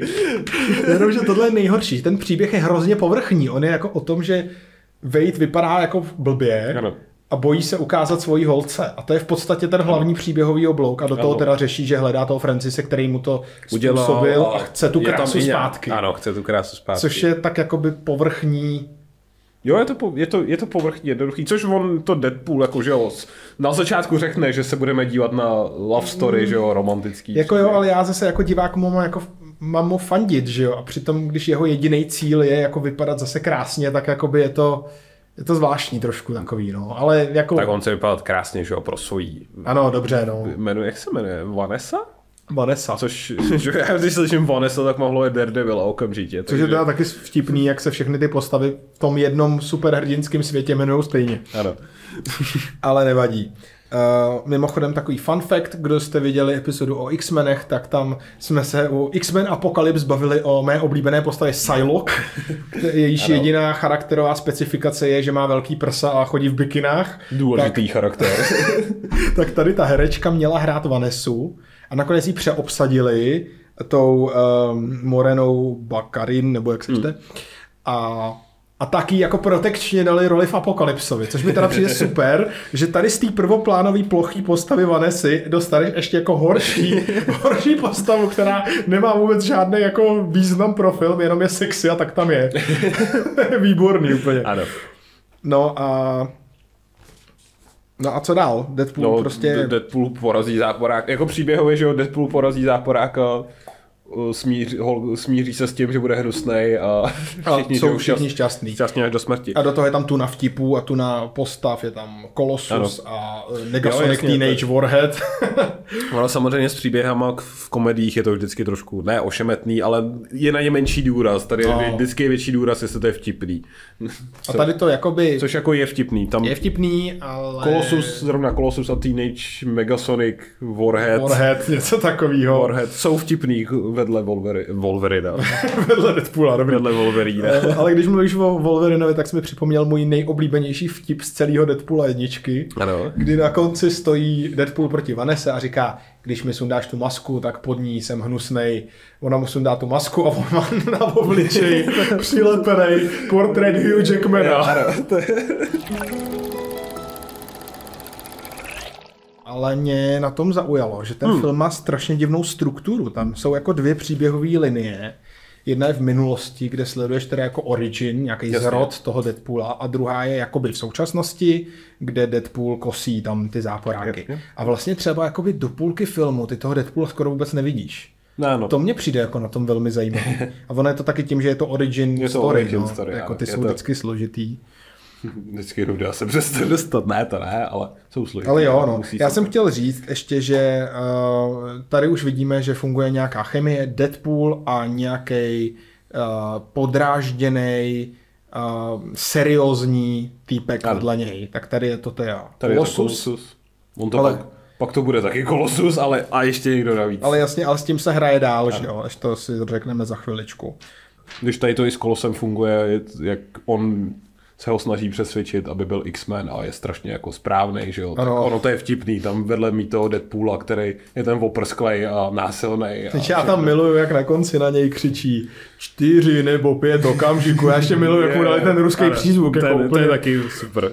A on jako co? No 4 nebo 5 okamžiků stačí, abys byl hrdina a něco, a Deadpool prostě zastřelí toho Francise. To je vtipné. Jo. A hraje si to hezky s tím žánrem. A je tam strašně moc různých odkazů, jednak popkulturních, ale hlavně i na ten svět X-menů.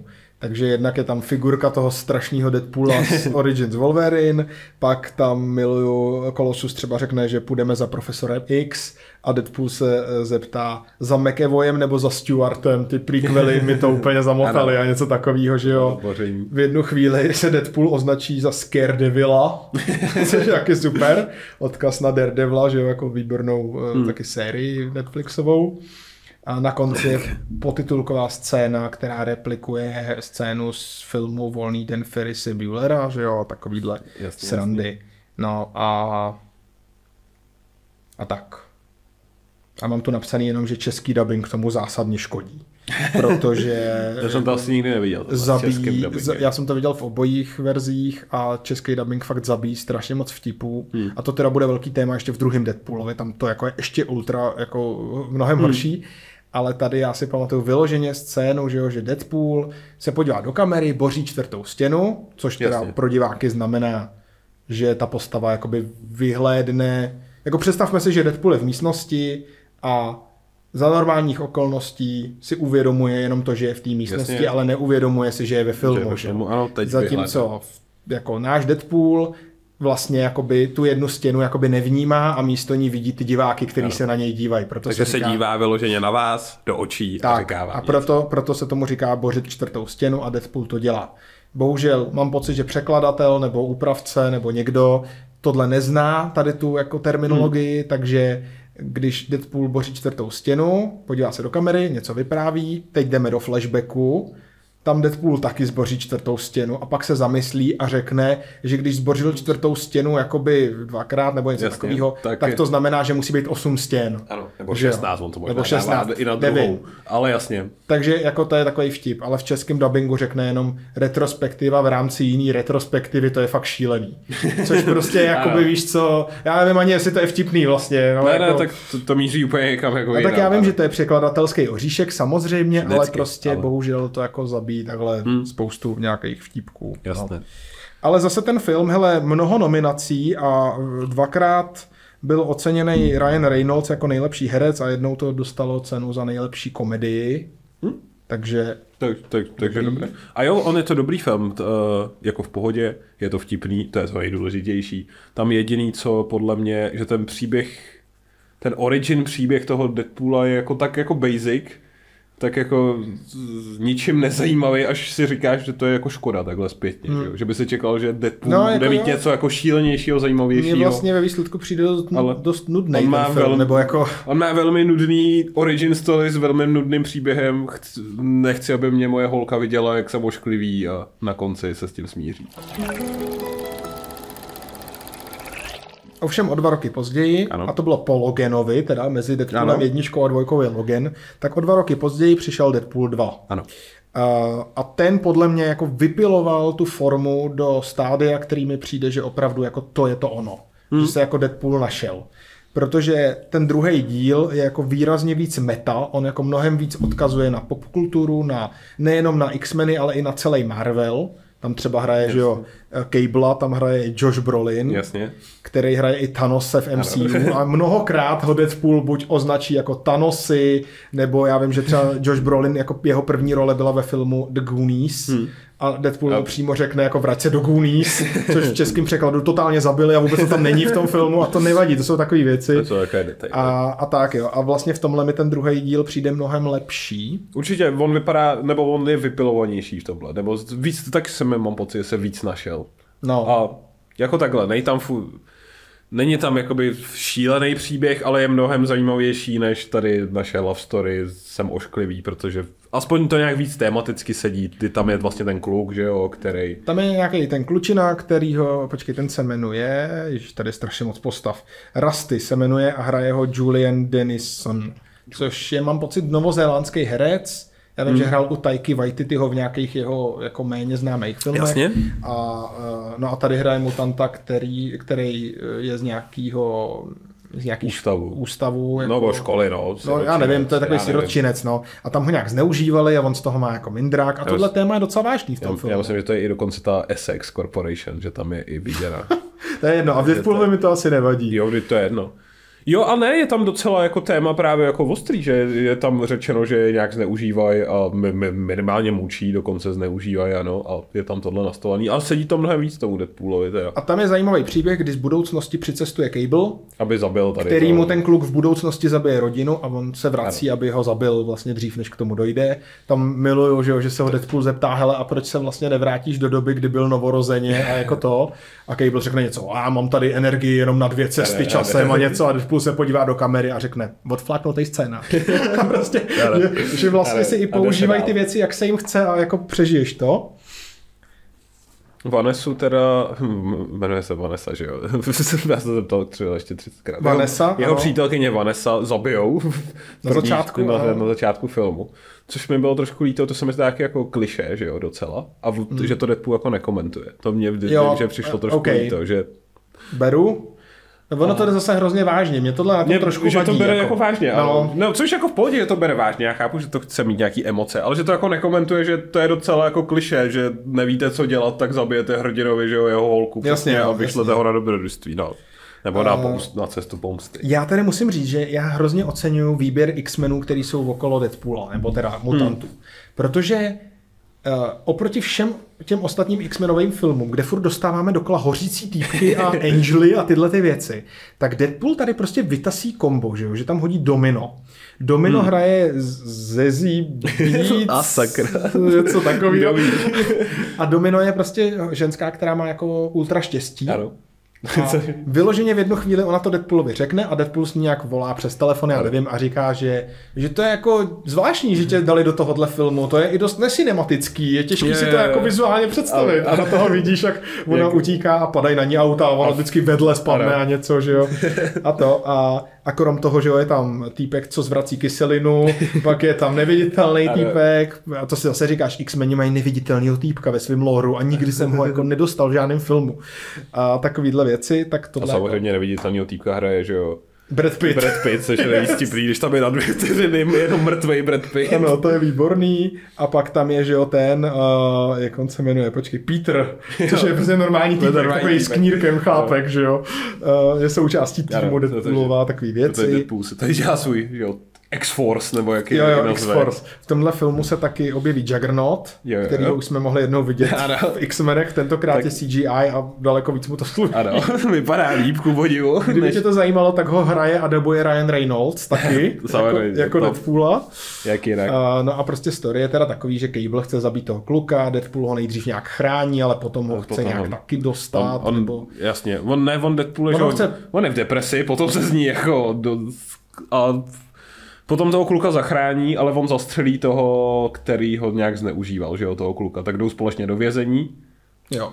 A tam se nějak rozkmotří, že... No a Deadpool ho chce jakoby nějak spasit a Cable ho chce zabít, ale tak spojí síly a jdou spolu a je to ten stejný koncept, že Cable je takový zahořklej stařec, vážnej a Deadpool je ten lehkovážnej, hláškující. Ano, takže funguje to? Funguje to dobře, protože vidíte, že Cable by ho nejradši rozmlátil hlavu a Deadpool ho samozřejmě nevynechá příležitost, kdyby ho nešpačkoval. Jasně, no a nakonec to dopadne tak, že teda Cable se vlastně i obětuje nějak pro Deadpoola, obětuje mu jednu tu cestu do tým na konci, jo.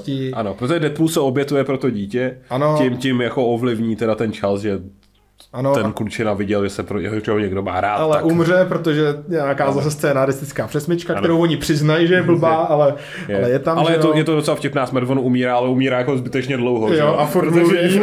Takže musí furt mluvit, než umře a všichni na něj koukají. A takový věci a Cable ho pak jako zachrání a končí to úplně superovou scénou, kdy Deadpool cestuje časem a napravuje různý chyby. Takže zachrání tu Vanessu, ale potom, že ho miluju, jak je to metavtip, tak on prostě cestuje do X-Men Origins Wolverine, tam zastřelí toho strašného Deadpoola a všem se omluví, že jo? A pak ještě cestuje jakoby do našeho reálního světa a tam zastřelí Ryana Reynoldse, který právě podepsal, že bude hrát v Green Lanternovi, že jo? Což je taky strašný film. Ano. Tyhle metavtipy já miluju a je jich tam spousta. Ten film začíná, první věta, co Deadpool řekne, je Wolverine. Nejdřív se opiší tím, že natočí nepřístupný film a pak umře, tak já taky umřu. A na to konto se odpálí na nějakým barelu. Nebo v jedné chvíli zandá. Bojoval jsem s padouchem v pláštěnce a zjistil jsem, že jeho máma se taky jmenovala Marta.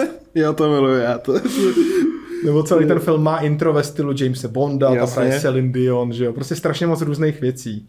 A samozřejmě super vtip, kde jsou všichni X-meni a hned na to vidíš, jak ve vedlejší místnosti jsou všichni X-meni a zavřou dveře, aby je Deadpool nerušil. To jsou skvělé věci. Jo, ne, je to super, je to vtipnější. Cable se zeptá, co seš zač a Deadpool řekne, jsem Batman.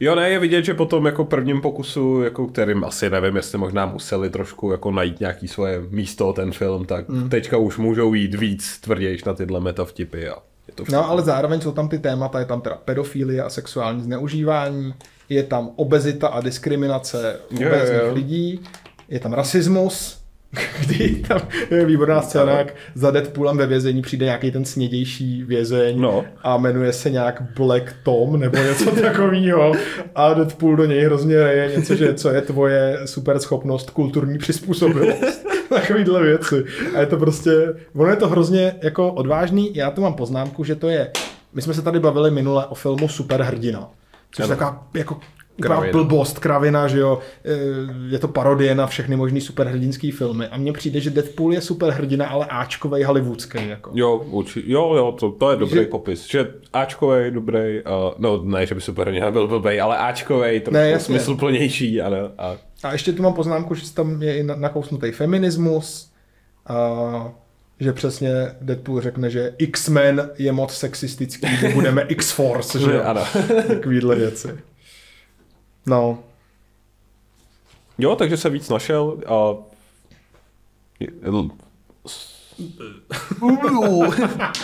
je prostě lepší. Stal se ze mě žába, ne? Že se stal ze mě ropušák. Našel se a já nevím vlastně, kam to chci dovízt tu myšlenku. Takže to je v pohodě, u Deadpoola víme všichni. Takže prostě je dobrý. Každopádně nás čeká velice brzo Deadpool a Wolverine, což je teda ultimátní spojení těch dvou jako hodně oblíbených postav. Skoro bychom řekli, že to je jako výrazný fanservice, to jsme už rozebírali jednou. Předtím to byl vlastně předmět vtipu, že Deadpool, že jo, myslí na Wolverina, na Hugh Jackmana, že jo. A teď, tam měl, teď se ho dočká. Tam vyloženě měl časopis, kde byl Hugh Jackman a nápis Sexist Man Alive a prostě takovýhle věci. No a teď teda se spojí Deadpool s Wolverinem a ono vlastně na druhou stranu si říkáš, proč ne, tak jako Deadpool si to může dovolit. Přesně, v Deadpoolu se to může dovolit. A zároveň to zase pokračuje v té tradici, že Wolverine teda evidentně, jak jsme viděli asi v traileru, tak bude takový zahořklej, jako naštvanej. On tam bude sedět přesně do té role toho Cable, že jo, jako dobře, že jo. Ano, prostě zase vedle Deadpoola. Ano, bude sedět.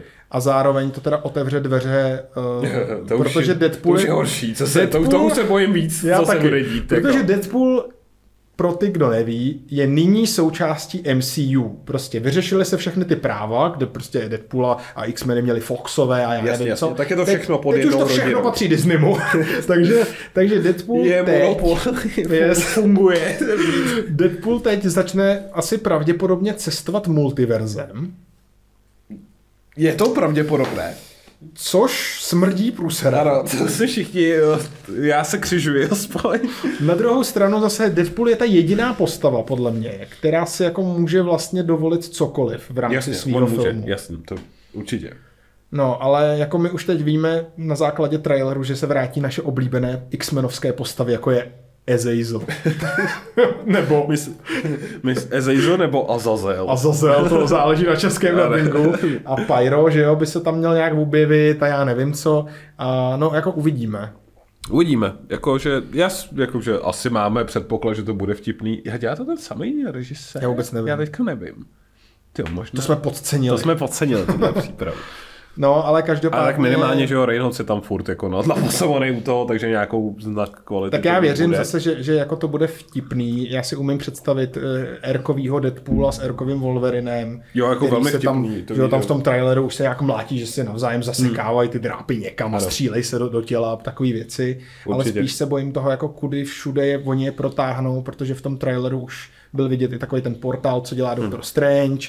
A jsou tam lokace, které pravděpodobně jsou třeba z Avengers 2 a takovýhle Jasně, věci. uvidíme, protože ono to smrdí tím, že budou chtít nějak propojit ten Marvel a ty X-Men jako hodně, že jo, což nevím, jestli chceme. Ale zase říkám, věřím, že to bude jako vtipný. Jako jo, minimálně film jako bude vtipnej. Takže to byl Wolverine a Deadpool. Ano, takže Deadpoolové jsou vtipný a s tím bychom to ukončili. Wolverinové jsou divný. Wolverinové jsou taky vtipný, ale ve špatných momentech. Tak, no každopádně děkujeme moc za poslech, za zhlédnutí. Děkujeme moc. Na Hero prodloužená verze, kde budeme dělat tier list všech X-menů, tier list Wolverinových účesů. Samé důležité věci a tak si ještě popovídáme. Ano. A vy nám zanechte jakékoliv názory, lajky, komentáře, poslouchejte dál, jsme rádi a budeme se těšit asi zase někde příště. Tak jo, tak ahoj. Ahoj. Homofobního, xenofobního důvodu, spíš mě to popudilo z toho dramaturgického důvodu, že se... všichni homofobové. Vtipná montáž různých typů soulože. To nebude jako úplně láska, bude to jenom, nezávazný sex s logenem, jestli to teda bude. To jsme se dostali k tomu hlavnímu bodu, že když Wolverine nevypadá jako Wolverine, tak je to dobrý. No. Scarlet Witch a Quicksilver, který jsou sourozenci, tak tam spolu mají jako romantický vztah. Ne, já si to pamatuju. On může udělat cokoliv, jako, takže on klidně může na začátku 3. filmu udělat coming out, že je prostě... Můj nejoblíbenější týr kýbl na hlavě, kde X23 nebo kolik. Wolverine s kýblem na hlavě doslova. Tak pokud to je na stejný nebo co myslíš ty, já nevím. Takže v některých komiksech má Wolverine polyamorní vztah nebo něco takového. Model. To je fakt divný. Takže máš tohohle divokýho týpka, ale ten má design, že má tady že špičičky na weblasech. Ten silný moment, když Wolverine jde v trenkách, rozhodně tomu sedí, taky jsem brečel.